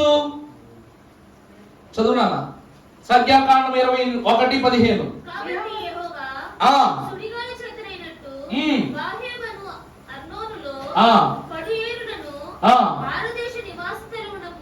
అమ్మా 21:15 అమ్మా 15 పైన చదువు కొంచెం. ప్రవహించు ఏరుల మడుగుల. చూడండి, చూడండి. మోయాబు ప్రాంతములకు సమీపముగా ప్రవహించు ఏరుల మడుగులను పట్టుకొనును మాట. అదా ఏరుల మడుగులను పట్టుకొనును మాట యెహోవా యుద్ధముల గ్రంథంలో రాయబడి ఉన్నది. ఈ మూడవ గ్రంథం ఏ గ్రంథం అంట? యెహోవా. అక్కడ యుద్ధముల గ్రంథం అని రాయలా. యుద్ధం ఎవరిది? గట్టిగా గట్టిగా మాట చెప్పాల్సిందే మనం. యుద్ధము యెహోవాదే. ఆ యుద్ధము ఏ రీతిగా ప్రారంభమైందంటే యెహోవా యుద్ధముల గ్రంథం. ఈ రోజు ప్రియమిత్రులారా, యుద్ధాలకు వెళ్ళిపోతాం అంటే ఈ రోజు మిలిటరీ వాళ్ళు వెళ్ళి కొట్టుకు వస్తున్నారు అనుకుంటున్నాం, కానీ యుద్ధ నీతి అనే ఒక పుస్తకం ఉంటది. ఏముంటదండి? యుద్ధ నీతి అనే పుస్తకం ఉంటది. చాలా సినిమాలు కూడా చూస్తూ ఉంటాం కాబట్టి మీకు అర్థమైన మాట చెప్తా. కాతకాలం పౌరాణిక సినిమాల్లోనూ ఒక యుద్ధానికి వ్యూహాన్ని పన్నేవారు. ఏం చేసేవారంటండి? శత్రు వర్గాన్ని బలహీనం చేయటానికి, శత్రువుల యొక్క కదలికలోని చొచ్చుకుని వెళ్ళటానికి కొన్ని వ్యూహాలు పన్నారట ఆ కాలంలో పెద్దవాళ్ళు. అక్కడ జరుగుతున్న యుద్ధాన్ని బట్టి తగు వ్యూహాన్ని అమలు చేస్తేనే విజయం లభిస్తుంది అని. ఇక్కడ యుద్ధము యెహోవాదే అంటూ ఉన్నాము కాబట్టి వాక్యములో మనము ప్రారంభముగా చూస్తే సంసోను ఎందరో ఫిలిష్తీయులను చంపాడు. సంసోను అంటే 1000 మందిని మాత్రమే చంపాడని చెప్పట్లా. సంసోను ఎంతో మంది ఫిలిష్తీయులను చంపాడు. కానీ 1000 మంది ఫిలిష్తీయులను ఒక చోట చేర్చ నిమిత్తము తను బందీగా ఎందుకు మారాడు? ఏ ఆయుధము తన చేతికి 1000 మంది ఫిలిష్తీయులను చీల్చివేయగలిగే శక్తి ఉన్నప్పటికీ ఒక గాడిద గాడిద దవడ ఎముకను ఎందుకో ఆయుధంగా వాడుకున్నాడు? 1000 మందిని ఆ చీకటి గుహల వంటి స్థలమును కొండల మధ్యలోనికి తీసుకుని వెళ్ళేందుకు చంపాడు. యెహోవా దేవుని యొక్క నీతిని బట్టి, యుద్ధముల గ్రంథము యొక్క నీతిని బట్టి సంసోనును దేవదేవుడు ఆ స్థలమున ప్రేరేపించి ఆ స్థలమున యుద్ధాన్ని జరిగించాడు. రెండవది, దావీదు మహాభక్తుడు 300 మంది పరిచారకులతో తాను చేయుచున్న యుద్ధము విషయంలో అడవిలో ఉండి ఎన్నో సైన్యాలను గెలిచాడంట. హెబ్రోనులో నివాస స్థానముగా సౌలు మరణించిన తరువాత, యోనాతాను మరణించిన తరువాత ప్రపంచ దేశములలో ఉన్న గొప్ప గొప్ప నీతి కలిగిన యెరూషలేము పట్టణములకు సంబంధించిన మొత్తము రోమా సామ్రాజ్యాన్ని ఆక్రమించుటకు యెహోవా ఏర్పాటు చేసిన నీతి ప్రకారముగా వెళ్ళేట దావీదు. దేవుని సంఘమైన వారులారా, ఈరోజు మన వాళ్ళు కూడా ఎలా చేయాలి, ఎప్పుడు చేయాలి, ఏ పరిణామాలకు దారి తీస్తుందని యుద్ధం చేస్తారు. కారణం ఏమిటంటే యుద్ధము యెహోవాది గనుక యెహోవా యుద్ధముల గ్రంథములో వ్రాయబడింది. ఏమని? ఒక్కసారి ముందుకు వెళ్ళిన నీళ్ళు వెనకరావు, ఒక్కసారి పడినది పైకి పోదు. అలాగుననే ఒక్కసారి యెహోవా నిర్ణయము యుద్ధము నిర్ణయించుకున్నారంటే ఆ యుద్ధము మరలా ఏం కాదంట, మరిలింపబడదు. దేవుని వాక్యం ఏమని చెప్తుంది? ఈ గ్రంథము యొక్క నీతి ఏమిటి అంటే, ఈ యుద్ధము ఏ యుద్ధమును సూచిస్తున్నదంటే హెర్మెగెద్దోను యుద్ధమును సూచిస్తూ ఉన్నది. మీకు కనబడుతుంది కదా, అక్కడ ఉన్న మనుషుడు, వెనక వాళ్ళ ఉన్న దూత. ఈరోజు ఎలీషా మహాభక్తులు కూడా అంటాడు, ఇంతమందిని మనం గెలవగలమా, మనం తరం అవుద్దా అంటేను, ఒక్కసారి నీ కనులు పైకెత్తి చూడు, ప్రార్థనాపూర్వక కనులెత్తి చూడు, నీ వెనకాల ఎన్ని సైన్యాలు ఉన్నావో, ఎంత సైన్యము నీ వెనకాల దేవుడు ఉంచాడో చూడమనగానే రాజు ఆశ్చర్యపోతాడు. అందుకే మన సైన్యము కన్నా ఎక్కువ ఘన సైన్యాన్ని ఇచ్చాడు దేవుడు అన్నారు. అందుకే ప్రియులారా, ఇదంతయు కూడా యెహోవా యుద్ధముల గ్రంథములో వ్రాయబడి ఉన్నది. అనగా ఏ యుద్ధము నీతిని దుర్నీతిని సూచిస్తున్నదో, మంచిని చెడును వివరణ చేస్తూ ఉన్నదో, విశ్లేషణ చేస్తూ ఉన్నదో యెహోవా గ్రంథపు ద్వారానే తీర్పు తీరుస్తున్నాడు దేవుడు. ఈరోజు ఒక మాట చెప్పనండి, 2 వర్గాలు కొట్టుకున్నది లెక్కే, 2 కుటుంబాలు కొట్టుకున్న లెక్కే, ఒక ఊరు కొట్టుకున్న లెక్కే, దేశం కొట్టుకున్న లెక్కే, స్టేట్ కొట్టుకున్న లెక్కే, 2 దెబ్బలాడుకున్న లెక్కే. అందుకే పరిశుద్ధ గ్రంథములో పరమ భక్తునిగా చెప్పబడినప్పటికీ యాకోబు ఏశావులిద్దరు గర్భములో గొడవ పెట్టుకున్నారని ఈ గ్రంథంలో రాయించేశాడు దేవుడు. రాయించడం లేదా? యుద్ధం ఎవరికైనా ఒకటే, గొడవ ఎవరికైనా ఒకటే, వారు ఎక్కువ వీరు తక్కువ అని ఏంలే. ఇద్దరి గొడవను కూడా పెనుగులాటగా మార్చి, గొడవగా మార్చి దేవదేవుడు వాక్యంలో రాయించాడు. అంతయు దేవునికి అవగాహన అంబే. ఇది 3వ గ్రంథం. 4వది చూసినట్లయితే ప్రియులారా, జీవ గ్రంథం. పరిశుద్ధ గ్రంథముల నుండి ప్రకటన గ్రంథం 3వ అధ్యాయం 5వ వచనం చదువుకున్నట్లయితే, పరిశుద్ధుడైన జ్ఞానిన జయించువాడు అలాగున తెల్లని వస్త్రములు ధరించుకొనును, జీవ గ్రంథములోని అతని పేరెంత మాత్రము పుడుపు పెట్టగా నా తండ్రి ఎదుటను ఆయన దూతల ఎదుటను. అమలారా, మీ వాక్యాన్ని బట్టి చూస్తే ఇందాక ఒక మాట చెప్పా, అంతటా యెహోవా సముఖములో గ్రంథములు విప్పబడ్డాయి, జీవ గ్రంథమును మరొక గ్రంథం. అర్థమైందా? ఇక్కడ అన్ని సెపరేట్, దానికి కాక మినహాయింపులు ఒక గ్రంథం ఉంది. ఆ గ్రంథమే ఈ గ్రంథం, ఆ గ్రంథమే ఈ గ్రంథం. వీటిలో ఎందుకు దేవుడు కలపటం లేదు అని అంటే, ఇవన్నీ చెప్పండి వచ్చినటువంటి క్రియలు, ఈ క్రియల ద్వారా వచ్చిన ఫలమే ఈ జీవ గ్రంథం, ద బుక్ ఆఫ్ లైఫ్. ఈ గ్రంథములో ఒక్కసారి దేవుడు పేరునిచ్చాడు అంటే దానిని ఎవడు ఏం చేయలేడంట, తుడిచిపెట్టలేడు. దేవుడు కూడా తుడపలు పెట్టడానికి కుదరదట.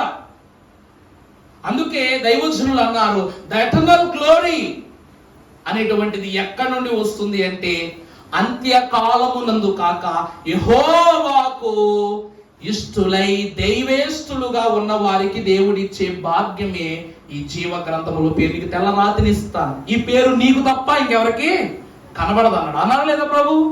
అది పొందిన వానికి, జయించిన వానికి తప్ప మరొకరికి నేను దాన్ని చూడనివ్వను, కనబడనివ్వను ప్రభు అన్నారు. దేవుడు చూడండి ఎంత మర్మంగా చేస్తున్నారు ఈ జీవ గ్రంథాన్ని గురించి. నీవున్నావు, అందుకే దేవుని సముఖ జీవ కవులిలో నా పేరుందా నీ పేరుందా అని అడుగుతున్నాడు. అయ్యగారు రాశారు అలాగా, నా పేరుందా లేక నీ పేరుందా అని అడుగుతున్న మాటగా ఉంది. అంటే దాని అర్థం ఉన్న వానికి తప్ప లేని వానికి కంటిగది అనగా నీ పేరు నా పేరు అందులో ఉందనుకోండి, నా పేరు నీకు కనబడదు, నీ పేరు నాకు కనబడదు. ఇది జీవ గ్రంథం. ఇది 4వది. తర్వాతది ఏమిటి అంటే గొర్రె పిల్ల జీవ గ్రంథం. పరిశుద్ధ గ్రంథములో నుండి ప్రకటన 21వ అధ్యాయం 26వ వచనం చదువుమా. గొర్రెపిల్ల జీవ గ్రంథమందు జనములు తమ మహిమను దాని వరకు తీసుకొని వచ్చెదరు. గొర్రె పిల్ల యొక్క జీవ గ్రంథమందు రాయబడిన వారే దానిలో గాని. ఇక్కడ వాక్యములో పరిశుద్ధుడగు దేవుడు కాదు, యేసుక్రీస్తు ప్రభువు. చెప్పాను కదా, ఈ గ్రంథము యొక్క ముద్రలను విప్పుటకు యూదా గోత్రము సింహమై ఉన్న యేసుక్రీస్తు ప్రభువు తప్ప మరొకడు యోగ్యుడు కాడని బలిష్టమైన దేవదూత చెప్పగా నేను వీటిని ఆ దూత అయి ఉన్న యేసుక్రీస్తు ప్రభువు యొక్క గొర్రె పిల్ల జీవ గ్రంథములో వ్రాయబడిన వారే అర్హులని దేవుని వాక్యం సెలవిస్తుంది. ఇక్కడ మనము చూస్తే ప్రియులారా, జనములు తమ మహిమను ఘనతను దానిలోనికి తీసుకుని వచ్చేది. ప్రభు అంటున్నారు, నన్ను ఘనపరచు వారిని నేను, నన్ను మహిమపరచు వారిని నేను. అంటే యేసుక్రీస్తు ప్రభువును మనము అందుకున్నట్లయితే తండ్రి చేతిని చాలా సులువుగా అందుకోగలం. ఈ లోకములో ఎంత భక్తుడే కానివ్వండి, ఎంత విశ్వాసంలోనైనా ఉండనివ్వండి, కానీ దేవుని చెయ్యి అందుకునే ఉద్దేశము ఎవరికొన్నా క్రీస్తును పొందుకోక మానవు. అందుకే దైవజనులు ఉన్నారు, ఈ గొర్రె పిల్ల జీవ గ్రంథంలోకి వెళ్ళాలంటే బాప్తిసం తీసుకోవాలి. ఏం తీసుకోవాలండి? బాప్తిసం తీసుకోవాలి. క్రీస్తు నామము లేని క్రియలన్నీయు వ్యర్థంబే వాస్తవంబే ప్రభువునకు జన్మ. అంటే యేసు క్రీస్తు ప్రభువు చేతిలో కూడా ఏముంది? ఇప్పుడు ఒక గ్రంథం ఉంది. ఏముందండి? ప్రభువు దగ్గర కూడా ఒక గ్రంథం ఉంది. 1000 ఏండ్ల స్వీయ పరిపాలనలో పరలోక రాజ్యమునకు ముందు దేవుని రాజ్య సహవాసం ఎట్టిది అయి ఉండునో అని మనం తెలుసుకున్నాం. అవునా కదా? పరలోకానికి వెళ్ళటానికి ముందు 1000 ఏండ్లు ప్రభు ఇక్కడే రాజ్య పరిపాలన చేస్తారు. అప్పుడు ఇప్పటి వరకు ప్రభు అక్కడ ఉన్నారు, మనం ఇక్కడ ఉన్నాం. ఇప్పుడు యేసు ప్రభు మనం ఇలా ఉంటాం. ఎక్కడుండి ఎన్ని పనులు చేసినా ప్రభు చూస్తున్నారు. ఇప్పుడు ఎదురుగా ఉండి ప్రభువు దగ్గర ఉంటాం. మనం ఏం చేసినా కూడా ప్రభు ఇట్టే చూసేస్తారు, రాసేసుకుంటారు. ఇట్టే చూసేస్తారు, రాసేసుకుంటారు. ఇలా ఉన్నటువంటి వారికి గొర్రె పిల్ల యొక్క జీవ గ్రంథమందు వ్రాయబడిన వారే దానిలో ప్రవేశిస్తారట. గాని నిషిద్ధమైనది ఏదైనను, అసహ్యమైన దానిని, అబద్ధమైన దానిని, ఈ 3 క్రమాలు ఎవరికైతే కలిగి ఉంటారో వారు ఈ గ్రంథములు ప్రవేశించరు. ఈ గ్రంథములనే ప్రవేశించట్లేదంటే మరి ముందున్న జీవ గ్రంథంలోకి ఎలా ప్రవేశిస్తాం? ఆ మాట అర్థమైందండి? కుమారుని హృదయాన్ని గెలవని మనము తండ్రి హృదయాన్ని ఎలా గెలుస్తాం? కుమారుని ఆమోదాన్ని పొందుకొనలేని మనం, కుమారుని పుస్తకములోనే పేజీ సంపాదించుకోలేని మనము తండ్రి పుస్తకములో ఎలా ఎక్కబడతాం? ఈయన ఒక పుస్తకమే, ఆయన 7 పుస్తకాలు ఇసుకు కూర్చుంటాడు. ఆయన సామాన్యుడు కాదు కదా. చివరికి దేవుడికి కూడా లెక్కల గొడవే. అందుకే సంఖ్యాకాండం అని ప్రత్యేకంగా పుస్తకాన్ని కూడా రాసి పెట్టాడు దేవుడు. సరే, ఇంకొంచెం ముందుకు వెళదాం. పరిభక్తుడు ఏమంటాడో చూద్దాం. పరిశుద్ధ గ్రంథం 139 దావీదు కీర్తన 16వ వచనములో కీర్తనాకారుడి గొర్రె పిల్ల జీవ గ్రంథమును గురించి బోధిస్తూ ఒక మాట అంటున్నాడు, నేను పిండమునై ఉండగా నీ కన్నులు నన్ను చూచెను. అమలారా, ఈ జీవ గ్రంథము అనగా గొర్రె పిల్ల జీవ గ్రంథము మన జీవితములో ఎప్పటి నుండి చోటు చేసుకున్నదంటే మనము పిండముగా ఉన్న నాడే అది మన జీవితంలో ప్రవేశించిందంట. దాని తర్వాత నియమింపబడిన దినములలో ఒకటైనను కాకమునుపే. అంటే నువ్వు భూమి మీదకు రావటానికి ముందు రోజులు, భూమి మీదకు వచ్చి ముగిసిపోయిన తర్వాత రోజులు కూడా దేవుడు ఏం చేశారంట? రాసి పెట్టారంట. ఈరోజు మన బైబిల్ ఉంది. ఈ బైబిల్లో, బైబిల్ అనే కాదు, ఏదైనా చూసుకోండి, ఏ పుస్తకమైనా తీసుకోండి, ఈ గ్రంథంలో ఫస్ట్ ఆఫ్ ఆల్ ఈ టైట్లోకే పిల్లలకి ఇచ్చేటప్పుడు లోపల ఉన్న ఇండెక్స్ పేజీ తీసేసేవండి. 66 పుస్తకాలు ఉన్న ఇండెక్స్ పేజీ తీసేసేవండి. వాళ్ళకి అర్థమవుదా బైబిల్? నా మాట మీకు అర్థం కాలేదండి. నేను పుస్తకం రాశానమ్మా, దేవదాస్ గారు సప్తపదను పుస్తకం రాశారు కదా, మరి ఎంత చదువున్నా తెలియదు. మరి అందులో 70 ప్రసంగాలు ఉన్నాయి. పలానా ప్రసంగం నాకు నచ్చి దాన్ని చదవాలి అని అనుకుంటే టైటిల్ నచ్చాలి నాకు. అర్థమైందా అండి? టైటిల్ నచ్చాలి. మరి టైటిల్స్ అన్ని తీసేస్తే ఎట్లా? సైన్స్ టెక్స్ట్ బుక్ ఉంది, కాక్రోచ్ గురించి ఒక లెసన్ కింద, ఫ్రాక్ గురించి ఒక లెసన్ కింద, చేప గురించి ఒక లెసన్ కింద, ఇలాగ 4 లెసన్స్ అన్ని ఇండెక్స్ లో ఇచ్చాడు.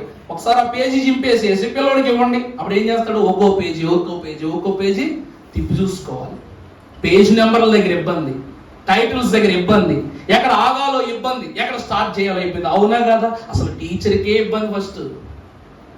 ఇక్కడ వాక్యం ఏమంటుందంటే ప్రియులారా, జీవ గ్రంథమును బట్టి మనము చూచినట్లయితే దేవుడట నీవు ఈ లోకానికి రాకముందే నీ దినములు ఇన్నే అని రాసేస్తాడు ఫస్ట్. అర్థమైందండి? నీ జీవితం 70 ఏళ్ళ ఆయుష్ అయితే 70 ఏళ్ళకి తగ్గ స్క్రిప్ట్ రాసేస్తాడు ఫస్ట్ పేజీలో. ఈ పుస్తకంలో నువ్వు ఇలా ఉంటావు, ఇలా పెరుగుతావు, ఇలా జీవిస్తావు, ఇలా మరణిస్తావు, ఇలా దేవుల్లోకి వస్తావు. ఇది లెక్క. నీకు బాప్తిస్మం ఎప్పుడు అవుద్ది, పెళ్లి రోజు ఇప్పుడు అవుద్ది, తర్వాత పిల్లలు ఇప్పుడు పుడతారు, ముసలోడు ఇప్పుడు అవుతావు అని రాసేయడు ఇండెక్స్. దాని తర్వాత నుంచి క్రమబద్ధంగా ముందుకు వెళ్తాం. పరిచయం అయిపోయిన తర్వాత క్రమబద్ధంగా వెళ్తాం. అందుకే వాక్యములు అంటున్నాడు, ఇదిగో నేను ఈ లోకములో నియమింపబడిన దినములు ఒకటైనను కాక మునుపే, అంటే నేను పుట్టక మునిపే, ఈ లోకంలో నేను వస్తానన్న ఆలోచన రాక మునిపే నా దినములన్నీ కూడా నీ గ్రంథంలో ఏమైపోయినాయి. అమెరికాలో పుట్టగానే గ్రీన్ కార్డ్ ఇస్తారు పిల్లలకు, తెలుసా అండి? అమెరికాలోనే కాదు, లండన్, బ్రెజిల్, గ్రీన్లాండ్, నెదర్లాండ్స్, అసలు మన దేశంలో తప్ప అన్ని చోట్ల ఇస్తారు. మన దేశంలో తప్ప అన్ని చోట్ల ఇస్తారు. ఎందుకు చెప్పినా సిటిజన్షిప్ అంటారు. కానీ మనం బర్త్ సర్టిఫికేట్కి 10 రోజులు తిరగాలి. తర్వాత పిల్లోడికి సంబంధించి క్యాస్టో లేకపోతే సమ్ ఎక్సెట్రా కోసం 10 సార్లు తిరగాలా వద్దా? కానీ హాస్పిటల్లో అక్కడికక్కడే బిడ్డకి ఇట్లా డెలివరీ జరగానే నెక్స్ట్ మినిట్ ప్రాసెస్ జరిగిపోద్ది. పాయింట్ ఏంటంటే స్కానింగ్ చేయగానే బిడ్డ మగబిడ్డ అని తెలియగా నేను ఆ బిడ్డకు పేరు అనే కాలం తప్ప మిగిలినవన్నీ ప్రఫార్మేటెడ్ గా రాసేస్తారు. చివరిలో నేమ్ ఒకటి టైప్ చేసేసి ప్రింట్ వేసేస్తారు. బర్త్ సర్టిఫికేట్ అక్కడే అయిపోతుంది.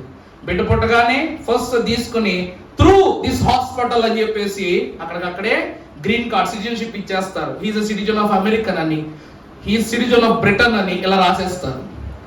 ఎందుకు ఈ వాక్కు బట్టి చెప్తున్నానంటే ఈ క్రమంలో మనమే వెనకాల ఉన్నాం, మిగిలిన దేశములన్నీ ముందే ఉన్నాయి. ఎందుకంటే సభ్యత్వం. దేవుడు కూడా తన గ్రంథములో మనము జనించక మునిపే మనము ఆయన వారమని లిఖిత పూర్వకంగా ఆయన గ్రంథములో మనం ఉదహరించుకున్నారు. ఇది గొర్రెపిల్ల జీవ గ్రంథం. అందుకే ఆదియందు దేవుడు భూమి ఆకాశములను సృజించెను. ఆదాము కోసము, అవ్వ కోసము, దాని నిమిత్తం యేసుక్రీస్తు ప్రభు అనాదిలోనే మొట్టమొదట జన్మించి రక్షణనివ్వటానికి ప్రారంభించారు. అందుకే ప్రియులారా, గొర్రెపిల్ల అయిన యేసుక్రీస్తు ప్రభువును బట్టి మనం చూస్తే అబ్రహాము కుమారుడు ఇస్సాకు అంటాడు, తండ్రి బలి ఇవ్వడానికి వెళ్తున్నాం మనం. నువ్వు అన్నావు బలిర్పణ అన్నావు, కొండ దాకా వచ్చేసాం, కర్రలు తెచ్చాను, నిప్పు తెచ్చాను, అన్ని తెచ్చాను, గొర్రెపిల్ల ఏది అంటే ఏమంటాడు? గొర్రెపిల్ల ఎవరిస్తారు? దేవుడే సిద్ధపరుస్తాడు అంటారు. అంటే దేవుడే సిద్ధపరుస్తాడన్న విషయం అబ్రహాముకి ఎలా తెలుసు?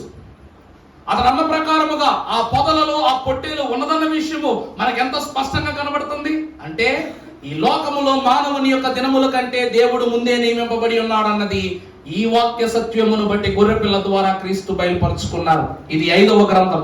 6వ చూసినట్లయితే తీర్పుల గ్రంథం, దానియేలు గ్రంథం 7వ అధ్యాయం 10వ వచనం చదువుకున్నట్లయితే అగ్ని వంటి ప్రవాహము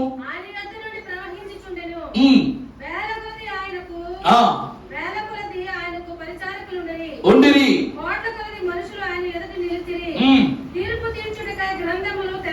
చూసారండి, ఇదే గ్రంథం తీర్పుల గ్రంథము. అర్థమైందా? అన్ని పుస్తకాలను ఎదురుగా వేసుకుని యెహోవా యందు దేవుని యొక్క ప్రకటన గ్రంథంలో 7 ధన్యతలు చదువుకుంటా. దేవుని వాక్యము చదువువాడు ధన్యుడు, వాటిని విని గైకొనువాడు, విని గైకొను వాని నిమిత్తము జరిగే తీర్పులు ఇవి. జీవవృక్షములకు హక్కు గల వారే గుమ్మముల గుండా పట్టణములు ప్రవేశించినట్లు తమ వస్త్రములు ఉదుకుకొనువారు ధన్యులు. మెలకువగా తన వస్త్రాన్ని కాపాడుకున్నవాడు ఇవన్నీ నిబంధనలో భాగాలే. ఈ భాగాలన్నిటినీ కూడా ఒక చోట చేర్చి క్రమబద్ధముగా తీర్పు తీర్చేదే ఈ తీర్పుల గ్రంథం. దానియేలు మహాభక్తుడు, మహా ఉద్దండు. ఎందుకు ఈ వాక్య భాగాన్ని ఇక్కడ ఇతను రాశాడంటే, దానియేలు అంటాడు, అయ్యా మీరు వారికి ఒక ఆహారం పెట్టండి, మాకు ఒక ఆహారం పెట్టండి 10 రోజులు. ఆహారం తింటాన్ని బట్టి మేము ఎలా ఉంటామో వాళ్ళు ఎలా ఉంటారో చూడండి అంటాడు. అలాగే చేస్తారు. మీరు తిన్న ఆహారాన్ని బట్టి ఇంకా తేజవంతంగా వెలిగిపోతుంటారు. వాళ్ళు ఎంత బలమైన ఆహారం తిన్నా కూడాను క్షీణించిపోతూ ఉంటారు. రాజు ఆశ్చర్యపడిపోతాడు. దానియేలు మర్మం ఏమిటంటే, అప్పుడు అంటాడు, జీవాహారమై ఉన్న దేవుని యొక్క వాక్కు మా యందు నిలిచి ఉన్నది కాబట్టి మేము ఎలా ఉన్నాము, నిర్జీవ స్థితిలోనికి వెళ్ళకుండా ఉన్నాము అంటాడు. అందుకే దానియేలు యొక్క వాక్యం అంటుంది, దేవుని తీర్పు కొరకు కనిపెట్టి చూడండి, అంతే, ఇక సమస్తము దేవదేవుడు మీ యందు క్రమంగా జరిగించుకుని వెళ్ళిపోతారన్న. ఇది తీర్పుల గ్రంథం. అందరికీ తీర్పు తీరుస్తారు. ఆది కాండము నుండి ప్రకటన గ్రంథములు ఉన్న నలకతో సహా తీర్పు ఇక్కడే జరుగుతుంది. అర్థమైందమ్మా? చివరిగా చూసినట్లయితే అన్నిటికంటే గొప్పది, అసలు ఆరిటికి మూల స్తంభం ఇది లేకపోతే ఇక మనము దేనిలోనూ నివసించం. జ్ఞాపకార్థ గ్రంథం. మలాకీ గ్రంథము 3:16. అప్పుడు యెహోవా యందు భయభక్తులు గలవారు ఒకరితో ఒకరు మాట్లాడుకొనుచుండగా, ఏమండి, యెహోవా యొక్క భక్తులు, భయభక్తులు కలిగిన వారు ఒకరితో ఒకరు ఏం చేస్తున్నారు? మాట్లాడుకొనుచుండగా. యెహోవా యందు భయభక్తులు గలవారు ఒకరితో ఒకరు ఏం చేస్తున్నారంట? ఇప్పుడు నేను మీతో మాట్లాడుతున్నాను, మీరు నాతో మాట్లాడుతున్నారు. మనము యెహోవా యందు భయభక్తులు గలవారు. మనము ఎలా మాట్లాడుకుంటున్నాం? మనం ఎలా మాట్లాడుకుంటున్నాం? ఎరా అనో, ఏవే అనో ఇలా లోకానుసారంగా మాట్లాడుకుంటున్నామా? చీ పో అని చెడు మాటలు మాట్లాడుకుంటున్నావా? నచ్చలేదు, నాకు ఇష్టం లేదు అని అసభ్యంగా మాట్లాడుకుంటున్నాం. మరి ఎట్లా మాట్లాడుకుంటున్నాం? అసలు నీ భాషకి ఏంటి పేరు? నీ భాషకి ఏంటి పేరు? మనం ఎలా మాట్లాడుకుంటున్నాం తెలుసా అండి? వాక్యము ద్వారా మాట్లాడుకుంటున్నాం. యెహోవా భక్తులు ఎలా మాట్లాడుకుంటారంటండి? వాక్యానుసారంగా మాట్లాడు. నేను చెబుతున్నది వాక్యము, మీరు వినుచున్నది వాక్యం, మరలా తిరిగి వివరించేది కూడా వాక్యమే. అందుకే ఈ గ్రంథాన్ని దైవజనులు ఏమన్నారు తెలుసా? జ్ఞాపకార్థ గ్రంథం అన్నారు. వాక్య గ్రంథం ఏమిటండి? నా ఆజ్ఞలను, నా అనుసరణలను, నా కట్టడలను మీరు ఎప్పుడు ఎలా ఉంచుకోవాలా? జ్ఞాపకార్థముగా మీరు దించండి. విశ్రాంతి దినమును పరిశుద్ధంగా ఆచరించండి. జ్ఞాపకార్థమా కాదా? యెహోవా భక్తుల యొక్క మరణము ఆయన దృష్టికి చాలా విలువైంది. జ్ఞాపకార్థమా కాదా? నీతిమంతులను జ్ఞాపకం చేసుకుంటే ఆశీర్వాదకరం. జ్ఞాపకార్థమా కాదా? ఈ వివరాలన్నీ ఎక్కడున్నవి అంటే ఇందులో ఆది కాండములో నుండి ప్రకటన గ్రంథము వరకు భక్తుడేమి, కానివాడేమి, లేనివాడేమి అందరూ ఇందులో కొనియాడబడుతున్నారంటే కేవలము భక్తుని బట్టి భక్తుని చరిత్రను, రిక్తుని బట్టి రిక్తుని చరిత్రను జ్ఞాపకం చేసుకుని మనం సరి చేసుకుంటున్నాం కనుక మంచి విశ్లేషణను బోధించు గ్రంథము ఈ జ్ఞాపకార్థ గ్రంథం. కొంచెం ముందుకు వెళదామమ్మా. ఒకరితో ఒకరు మాట్లాడుచుండగా యెహోవా చెవియొగ్గి ఆలకించును. ఇప్పుడు మనం చేస్తున్న పనిని బట్టి దేవుడు ఏం చేస్తున్నాడంట? చెవులు పెద్దవి చేసుకుని అంటున్నాడు. ఏనుగా నీకంత పెద్ద చెవులు ఎందుకు అని అంటే, ఆ ఏనుగందంట నా చుట్టుపక్కల ఏమి జరిగినా కూడా ఏమవ్వాలి? నాకు వినపడాలి. అందుకే నాకు దేవుడు ఎంత చెవులు ఇచ్చాడు? చేటంత చెవులు ఇచ్చాడంట. మరి దేవుని చెవులు ఇంకెంత పెద్దయో. మన మాటలు ప్రభువు సనుక్కున్న వినేస్తాడంట. ఎందుకంటే గోడలకు చెవులుండు ప్రియులారా బహు గోలగోలగుచుండు ప్రియులారన్నారు. గోడల్లో ఉన్నది ఎవరంటే ఆ బండ క్రీస్తే గనక ప్రభు వింటా ఉంటారు. ముందుకు వెళదాం. మరియు యెహోవా యందు భయభక్తులు కలిగి ఆయన నామమును స్మరించుచు ఉండు వారికి జ్ఞాపకార్థముగా. అర్థమైందా అండి? 66 పుస్తకాలు, 40 మంది ప్రవక్తలు యెహోవా సముఖమున ఆయన ఇచ్చిన జ్ఞానముతో వ్రాయబడిన పుస్తకమే పరిశుద్ధ గ్రంథము. పరిశుద్ధులందరూ ప్రక్కనే ఉందురు. సరిగా వారెప్పుడు పరిచర్య చేస్తూనే ఉంటారు. పరలోక దూతలు, పరిశుద్ధులు, వరదూత గణములు, ఐగా రాసరిగా భయపడరాదు క్రీస్తు విశ్వాసి, భయపడి దిగులు పడరాదు సుమి. భయపడుట ఎందుకు? బైబిల్ ఉంది కదా. నయము చేయు వాగ్దానములు ఎన్నో ఉన్నాయి. 365 రోజులకి సరిపడ వాగ్దానాలు దేవుడు రాసి ఇచ్చేసాడు నీకు. ఇంకెందుకు భయం? అందుకే ఈ గ్రంథం ఏ గ్రంథం? నీకు రోగం వస్తే మందు ఇందులో ఉంది. భయం వేస్తే భయాన్ని పోగొట్టే మందు ఇందులో ఉంది. శోధన వస్తే తీర్చే గొప్ప సాధనం ఇందులో ఉంది. బైబిల్లో ఉన్నది చెప్పు, లేనిదేదో చెప్పటానికి ఆస్కారం లేని గొప్ప గ్రంథమే ఈ యొక్క జ్ఞాపకార్థ గ్రంథం. ప్రభువునందు దేవుని ప్రియమిత్రులారా, ఈ వాక్యానికి నేను ముగిస్తున్నాను. 5 నిమిషాలు ముగించేసుకుందాం. ఇలా 7 గ్రంథాలను చేత పట్టుకున్నాడు. అందులో మొదటి గ్రంథముగా చెప్పబడుచున్న తీర్పు ఉగ్రతకు గుర్తైన ఎగురుచున్న పుస్తకం యొక్క వెడల్పు 10 మూరలు, దాని యొక్క ఎత్తు 20 మూరలు. మొత్తం ఎన్ని మూరలు? 30 మూరలు. ఏమండి అంటే 3 పదులు. ఎంతండి? 3 పదులు. దేవుని యొక్క క్రమానుసారమైన విధానం మనం చూస్తే పరిశుద్ధ గ్రంథములో 10 అని మనకు బాగా తెలిసినటువంటి పదం 3 చోట్ల బాగా వాడబడి ఉంది. అంటే ఈ పుస్తకాన్ని బట్టే చెప్తున్నానండి నేను. 3 పదులు లెక్క చెప్తున్నాను. ఈరోజు మనం ఒక లెక్క చూసుకుందాం. 1 నుంచి 10 వరకు అంకెలేండి, కింద వరకు రాసేసుకోండి. 100. మన పెద్దోళ్ళు అప్పట్లో మ్యాథ్స్ ఒక లెక్కలో చెప్పేవాడు. 1 2 3 4 5 6 7 8 9 10 ఒక లైన్ అన్నమాట. మళ్ళా ఈ కర్వ్ లైన్ వాడతారు. మళ్ళా పైనుంచి కౌంట్ చేస్తారు. 10 10s are ఎంత? 100 సరిపోయిందా? 100 అంకెలు ఉన్నాయనుకోండి. ఈ లైన్ లో 10, స్ట్రైట్ లైన్ లో 10 ఇలా లెక్క పెట్టుకుంటే 10s are ఎంత అంట? 100. అలాగే అందులో 100 అంకెలు ఉన్నవని ఈ చివరి యొక్క అంకెలను గుణించి చెప్పినట్లుగా ఈ ఎత్తును, ఈ 20 మూరల ఎత్తును, ఈ అడ్డ 10 మూరలను బట్టి 30 పరిశుద్ధమైన, అనగా 30 అనే సంఖ్యకు ప్రతీకగా 3 పదుల వివరాలను భక్తులు తెలియజేశారు. రోమాపత్రిక 21వ అధ్యాయం 2వ అధ్యాయం మొదటి 6 వచనాలు చదువునా. ఇంకా అక్కడ దీనిలో చూసేది వేండి. ఇంకా మీరు పుస్తకాలు తిరగబాకండి, ఇంకా పెట్టేసేళ్ళు. 2 మొదటి 6. కాబట్టి తీర్పు తీర్చు మనుషుడా నీవెవడవైనను సరే నిరుత్తరుడవై ఉన్నావు. దాని విషయములో ఇక్కడ ఎగురుచున్న పుస్తకము అందరికీ, లోకమంతటికి చెప్తున్న మొదటి హెచ్చరిక ఏం చెప్తుందంటే, తీర్పు తీర్చు మనుషుడా. అందరికీ చూడండి, తీర్పు తీర్చు మనుషుడా. ఇది ప్రతి ఒక్కరికి చెప్తున్న మాటే.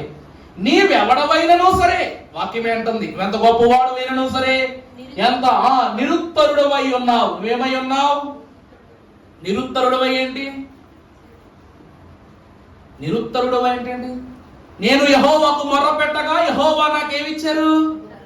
ఉత్తరం ఇవ్వడం అంటే ఏంటి? లెటరా, సమాధానం. అంటే నీవు నిరుత్తరుడవై అంటే నీకే దేవుని యొద్ద నుండి ఇంకేం రాలేదు? సమాధానం రాలేదు. దేవుడు అడిగిన దానికి, దేవుడు ఇచ్చిన దానికి నువ్వు జవాబు ఇవ్వలేదు, నువ్వు దేవుడిని ఏమీ అడగలేదు. కానీ యెహోవా ఆజ్ఞలను బట్టి నువ్వు ఏం చేస్తున్నావు? తీర్పు తీర్చుచున్నావు. దేని విషయములో ఎదుటి వానికి నువ్వు తీర్పు తీర్చుచున్నావు, దాని విషయములో నువ్వే ఏమవుతావు? ప్రథమ నేరస్తులు అవుతాం. ఈ లోకంలో గొప్ప సామెత ఉంటది, మోసము చేసిన వానికంటే మోసపోయిన వాడే పెద్ద నేరస్తుడట. మోసపోయిన వాడు ఎవరండి? నేరస్తుడు. ఎందుకు అంటే ప్రియులారా, దేవుని వాక్యం అంటుంది, అన్ని క్రమములు దేవుడు ఇమిచ్చినప్పటికీ ఇంకా సాతాను నన్ను మోసం చేస్తున్నాడు, సాతాను నన్ను బాధ పెడుతున్నాడు, సాతాను నన్ను శ్రమ పెడుతున్నాడని దేవునికి ఇంకా కంప్లైంట్లు చెప్తున్నామంటే మనం ఇంకా దీనిలో పరిపూర్ణతలోనికి రాలేదని అర్థం. అర్థమైందండి? ఇవన్నీ తెలుసుకున్న తర్వాత కూడా ప్రభువా నన్ను సాతాను గిల్లాడు, గిచ్చాడు, తన్నాడు, గుద్దాడు, ఇవన్నీ ఏమిటి? అయ్యగారు అంటుంది అదే. తర్వాత తీర్పు తీర్చుకో, దాని విషయంలో నీవే నేరస్తులు అని తీర్పు తీర్చుకొనుచున్నావు. ఎలాగనగా తీర్పు తీర్చు నీవును అట్టి కార్యములనే చేయుచున్నావు కదా. మా మాస్టర్ ఎప్పుడు చెప్తాడు, మీ మాస్టర్లు కూడా చెప్పే ఉంటారులేండి, మేము పెద్ద గొప్పోళ్ళమేం కాదు. ఇలా వేలెత్తు చూపించావనుకో నీ వైపు ఎన్నేళ్ళు తిరిగి ఉన్నాయి?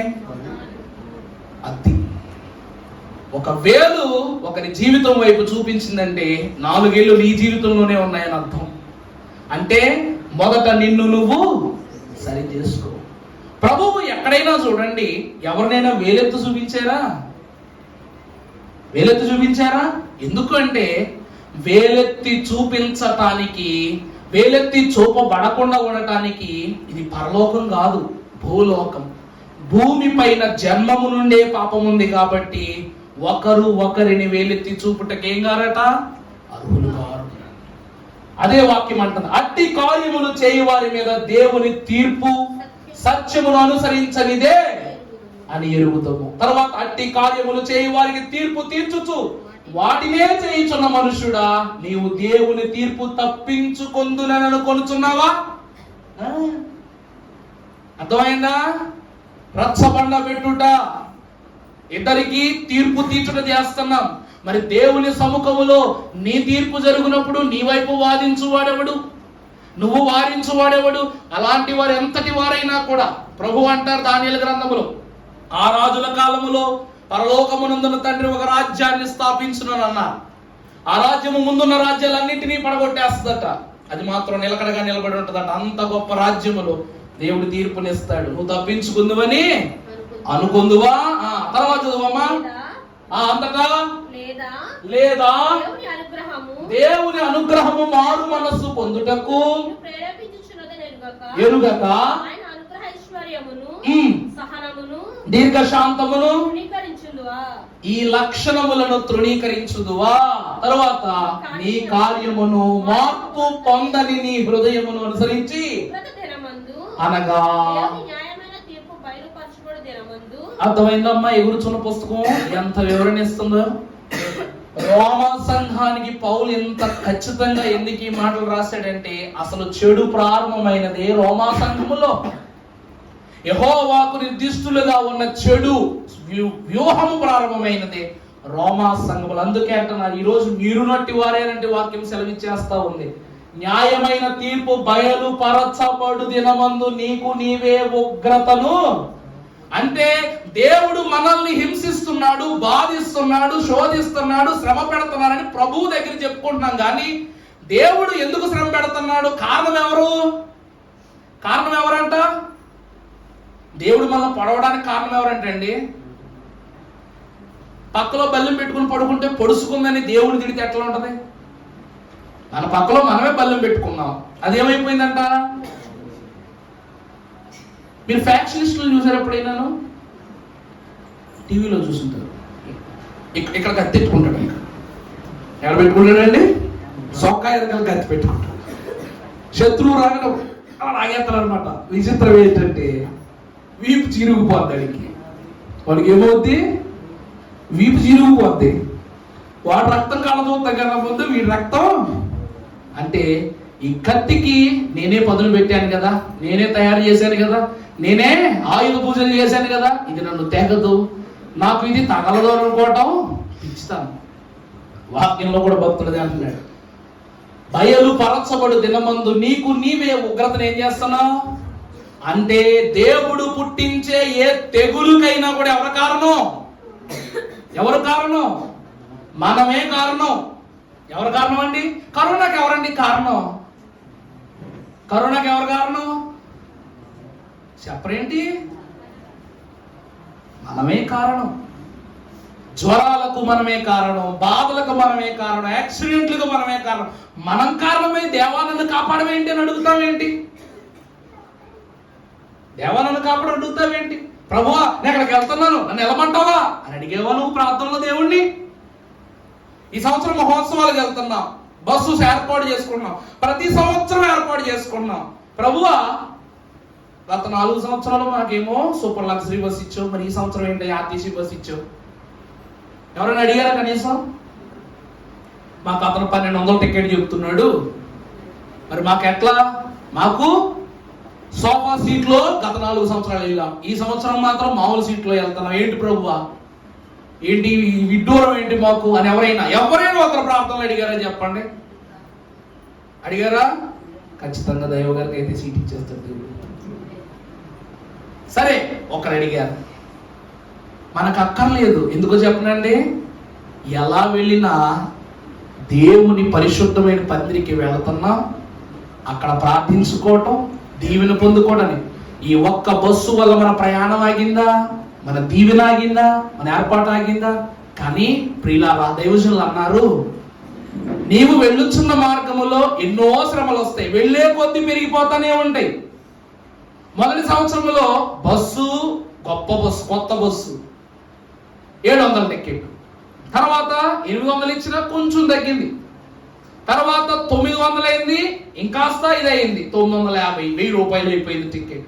ఇంకా ఈ సంవత్సరం 1200 ఇచ్చినా ఎలాంటి బస్సు ఇస్తారో తెలియదు. మరి ఏమో, మరి ఆర్టీసీలో కొత్త విధంగా దేవుడు ఇవ్వచ్చునేమో. అందుకే అంటున్నారు, మన ఆశీర్వాదాలకి మన చెయ్యే కారణం, మన శ్రమలకు కూడా మన చెయ్యే కారణం. ఇదే దేవుడు అంటున్నాడు, ఆయన ప్రతి వానికి వాని క్రియల చొప్పునే ఇదే ఎగురుచున్న పుస్తకము చెప్తున్న సత్యం. చివరి మాట ముగించేసుకుందాం. పరిశుద్ధ గ్రంథంలో జకర్యా 5:2, నాకేమి కనబడుతున్నదని అతడు నన్ను అడుగగా, నేను 20 మూరల నిడివియు 10 మూరలు వెడల్పును గల చాలండి. ప్రభునందు ప్రియులారా, ఈ 30 మూరలు అని చెప్పాను కదా. మొదటిగా మనకు బాగా పరిచయం ఉన్న వాక్యం, దానియేలు తన 10 మంది సహచరులతో ఆహారమును గురించిన వివరణ. 10 రోజులు నాకేం పెట్టండి, మీరు మామూలు ఆహారం పెట్టండి, మేము ఎలా ఉన్నామో చూడండి అని రాజుకు సవాల్ వేశాడు నెబుకద్నెజరుకు. దానియేలు గ్రంథము 1వ అధ్యాయం 11-12 మొదటి 10 మూరలు ఈ 10 రోజులకు గుర్తు. మీరు భక్తి మారలా. ఈ 10 రోజులు మేము ఎలా ఉండాలో చూడండి అంటే దీన్ని ఏమంటారు తెలుసా? పరీక్ష అంటారు. దీన్ని ఏమంటారండి? పరీక్ష. తీర్పు అంటే దాని అర్థం ఏంటి చెప్పండి? చివరగా మాస్టర్లు అంటారు, అబ్బాయి నువ్వు 1st unit, 2nd unit quarterly, 3rd, 4th half yearly, 5th, 6th final గా యాన్యువల్. మొదటి నుండి చదివిందే యాన్యువల్ ఎగ్జామ్స్ వచ్చేసరికి ఎందుకు కంగారు వస్తుంది? ఫస్ట్ నువ్వు బాగా చదివి నువ్వు, 2nd యూనిట్ లో బాగా చదివి నువ్వు, క్వార్టర్లీలో, హాఫ్ ఇయర్ అన్నింటిలో బాగా వచ్చి నీకు యాన్యువల్ ఎగ్జామ్స్ దాని ఎందుకు వస్తుంది? వాక్యాన్ని బట్టి భక్తుడు ఏమంటున్నారు తెలుసా? ఈ పరీక్షను బట్టి నువ్వు ప్రథముడవో అధముడవో నిర్ధారణ చేస్తాడంట దేవుడు. అందుకే దానియేలు శ్రేష్ఠులెవరో దుష్టులెవరో చెప్పునట్లు 10 దినాలు మాకు శ్రమ కలిగించు, పరీక్ష పెట్టు, ఎవరు నెగ్గుతారో చూడండి దానియేలు సలహా ఇచ్చాడు. నెబుకద్నెజరు పెట్టాడు, దానియేలు లెగ్గాడు. పుష్టిగల ఆహారం పెడితే ఒకడట్లున్నాడు, నష్టిగల ఆహారం పెట్టినా సరే నికరంగా ఉన్నారు. ప్రార్థన బలం, ఇది దీని పరీక్ష అన్నారు. ఇది మొదటి 10 మూరలు. రెండవది ఇది తీర్పే, మనకు బాగా తెలిసిన తీర్పు ఏంటిది? బుద్ధి గల కన్యకలు, బుద్ధి లేని కన్యకల యొక్క తీర్పు. ఇందులో 10 మంది సిద్ధపడ్డారు. 10 మంది దగ్గర కూడా దివిటీలు ఉన్నాయి, 10 మంది సిద్ధులలో నూనె ఉంది, 10 మంది యొక్క దీపాలు వెలుగుతున్నాయి. 10 మంది దీపాలతో పెండ్లి కుమారుని ఎదుర్కొన్నారు. కానీ 5 మాత్రమే ఎగిరి వెళ్ళారు. ఇది కూడా దీనికి గుర్తు, తీర్పు అనగా పరీక్షకు గుర్తే. చివరి వరకు సిద్ధపాటే, అవసరమైన దానికి మిక్కిలి భద్రపరుచుకోవటమే ఈ కన్యకల యొక్క సిద్ధాంతము. చివరిగా మనము చూసినట్లయితే ప్రకటన గ్రంథము 2వ అధ్యాయం 10వ వచనం, 10 దినములు మిమ్మలను శోధించున్నట్లు మీ శోధకుడు శ్రమబద్ధగారకుడైన అపవాది మీకేం కలిగిస్తాడు? శ్రమ కలిగిస్తాడు. మీరు చివరి వరకు ఎలా ఉండండి? నమ్మకంగా ఉండండి. ఈ 30 మూరలు కలిగిన ఈ ఉగ్రత అని చెప్పబడిన పుస్తకాన్ని చూచి తేరి చూచి అల్లిపోకుండా జీవ గ్రంథములో నీ పేరు నిలబడినట్లు లోకమున నిన్ను సరి చేసుకున్న విషయమై పడుచున్న శ్రమలలో నీవేమవు? దేవుని యందు నమ్మకము కలిగి ఉండు. దేవుడు నీకేమిస్తాడు? అది అక్కడ 10 రోజులు 10 మంది కన్యకల సిద్ధపాటు, అది పరీక్ష. ఇక్కడ కూడా 10 రోజులు ఏం జరుగుతుంది? పరీక్ష జరుగుతుంది, శ్రమ. ఈ 10 రోజులు కూడా మనకి ఏం జరిగిందంట? న్యూ ఇయర్ రోజు పలావుతో తిన్నాం. ఈ రోజు పలావుతో భోజనం పెట్టినా కూడా తినడానికి ఎవరికి ఓపిక లేదు. కారణం చెప్పండి? బలహీనత, దగ్గు, జ్వరం, వగేరా వగేరా వగేరా వగేరా. అసలు కటికి ఎండగా వెలిసింది పోయి బయట ఇంకా చల్లగా ఉంది. నా ఫ్యాన్ తప్ప మీ ఫ్యాన్లే తిరుగుతలేదు. ఇన్ఫాక్ట్ నాకు కూడా ఫ్యాన్ వద్దు, అది దాన్ని పని చేసుకుపోతుంది అంతే. అందుకే ప్రియులారా, నా ఈ మాటలను ముగిస్తూ ఉన్నాను. ఎగురుచున్న పుస్తకం అనగా తీర్పు. ఈ తీర్పంతా జరగాలంటే దేవుని సముఖంలో ఏముండాలి? ఈ క్రమములు ఉండాలి. ఇంక ఈ ఒక్క వచనం రాసేసుకోండి సరిపోతే, ఇంకా చెప్పను. ద్వితీయోపదేశకాండ 29, 17 నుండి 20 వచనాలు చదవద్దు, రాసుకోండి అంతే, రెఫరెన్స్ రాసుకోండి అంతే. ద్వితీయోపదేశ కాండములో ఎందుకు ద్వితి అంటే ఏంటి చెప్పండి? రెండోసారి చెప్పటం. ఎగురుచున్న పుస్తకాన్ని బట్టి మోషే మహాభక్తుడు ఆ కాలంలో రెండోసారి బోధించాడంట. ఏమిటి? హేయ క్రియలు, వారి హేయ క్రియలు కర్రతోను, రాతితోను, వెండితోను, బంగారముతోను చేయబడిన వారి విగ్రహములను మీరు చూచితిరి కదా. అంటే విలాపము, శ్రమ, శోధన అని ఎలా వస్తాయి అంటే లోకములో ఇమిడిపోవటాన్ని బట్టే వస్తాయి. ఈ దేవుడైన యెహోవాను తప్ప మరొక దేవుని వెంచి రొక్క రాదు. ఆ క్రియ ద్వారానే తీర్పు. అసలు మొదటి తీర్పే దేవుని యొక్క ఆశీర్వాదంతో, దేవుని యొక్క సన్నిధిలో మొదలవుద్ది. అది విడిచిపెట్టి లోకములోనికి వెళ్ళటమే పాపము గనక ప్రభునందు ప్రియబిడ్డలారా, అలాగున చివరిన ఆ శాపమంతయు ఆ ద్వితీయోపదేశ కాండములో ఇవ్వబడిన ఆ 4 వచనాలు శాపమునకు అనగా ఎగురుచున్న పుస్తకములను శాపమునకు గుర్తు. ఈ శాపమునకు విముక్తి ఈ ప్రకటన 3, 10, 11 వచనాలు. ఈ ఒక్క మాట చదివే తల్లి. 3, 10. నీవు నా ఓర్పు విషయమైన వాక్యమును గైకొంటివి కనుక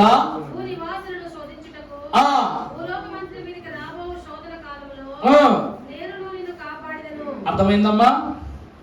ఎక్కడేమైనా అయిపోనివ్వండి, ఏదైనా జరిగిపోనివ్వండి, కానీ ఆ సమయం వచ్చినప్పుడు దేవుని కంట్లో నువ్వు ఉన్నన్ని రోజులు కూడా నీ మీదకు అగ్ని తన ప్రభావం చూపించలేదు, నీరు నిన్ను ముంచేయలేదు, భూమి నిన్ను మింగేయలేదు, ఆకాశము నిన్ను గద్దించలేదు.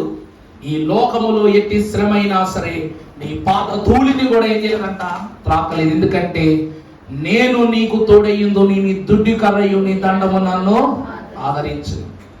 ఆపత్కాలమున నేను యెహోవాకు మొర్రపెట్టగా ఆయన నాకు ఉత్తరమిచ్చారట. చివరిగా ఇదిగో నేను త్వరగా వచ్చుచున్నాను, ఎవడు నీ కిరీటమును అపహరించుకుని కొండ వెళ్ళకున్నట్లు నీకు కలిగిన దాన్ని వేచేయి.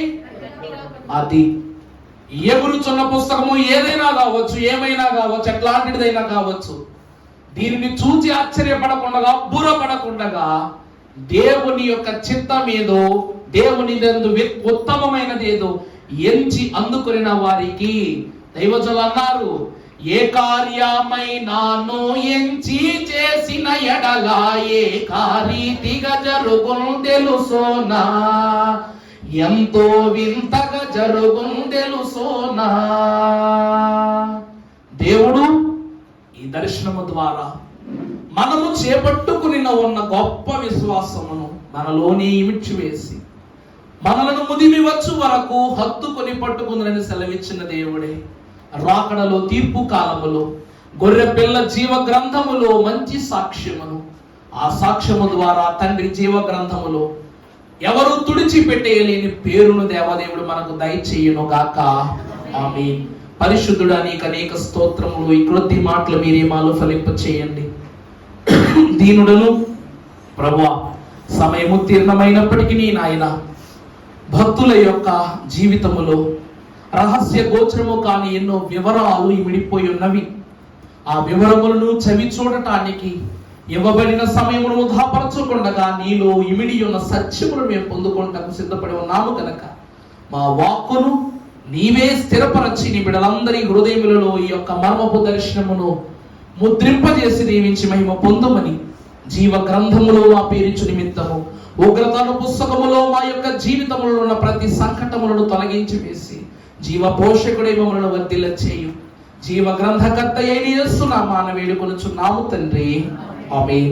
ప్రభువు దీవించి ఆయన ఆత్మీయ పోషణ హస్తముతో మనందరిని వర్ధిల్ల చేయును గాక.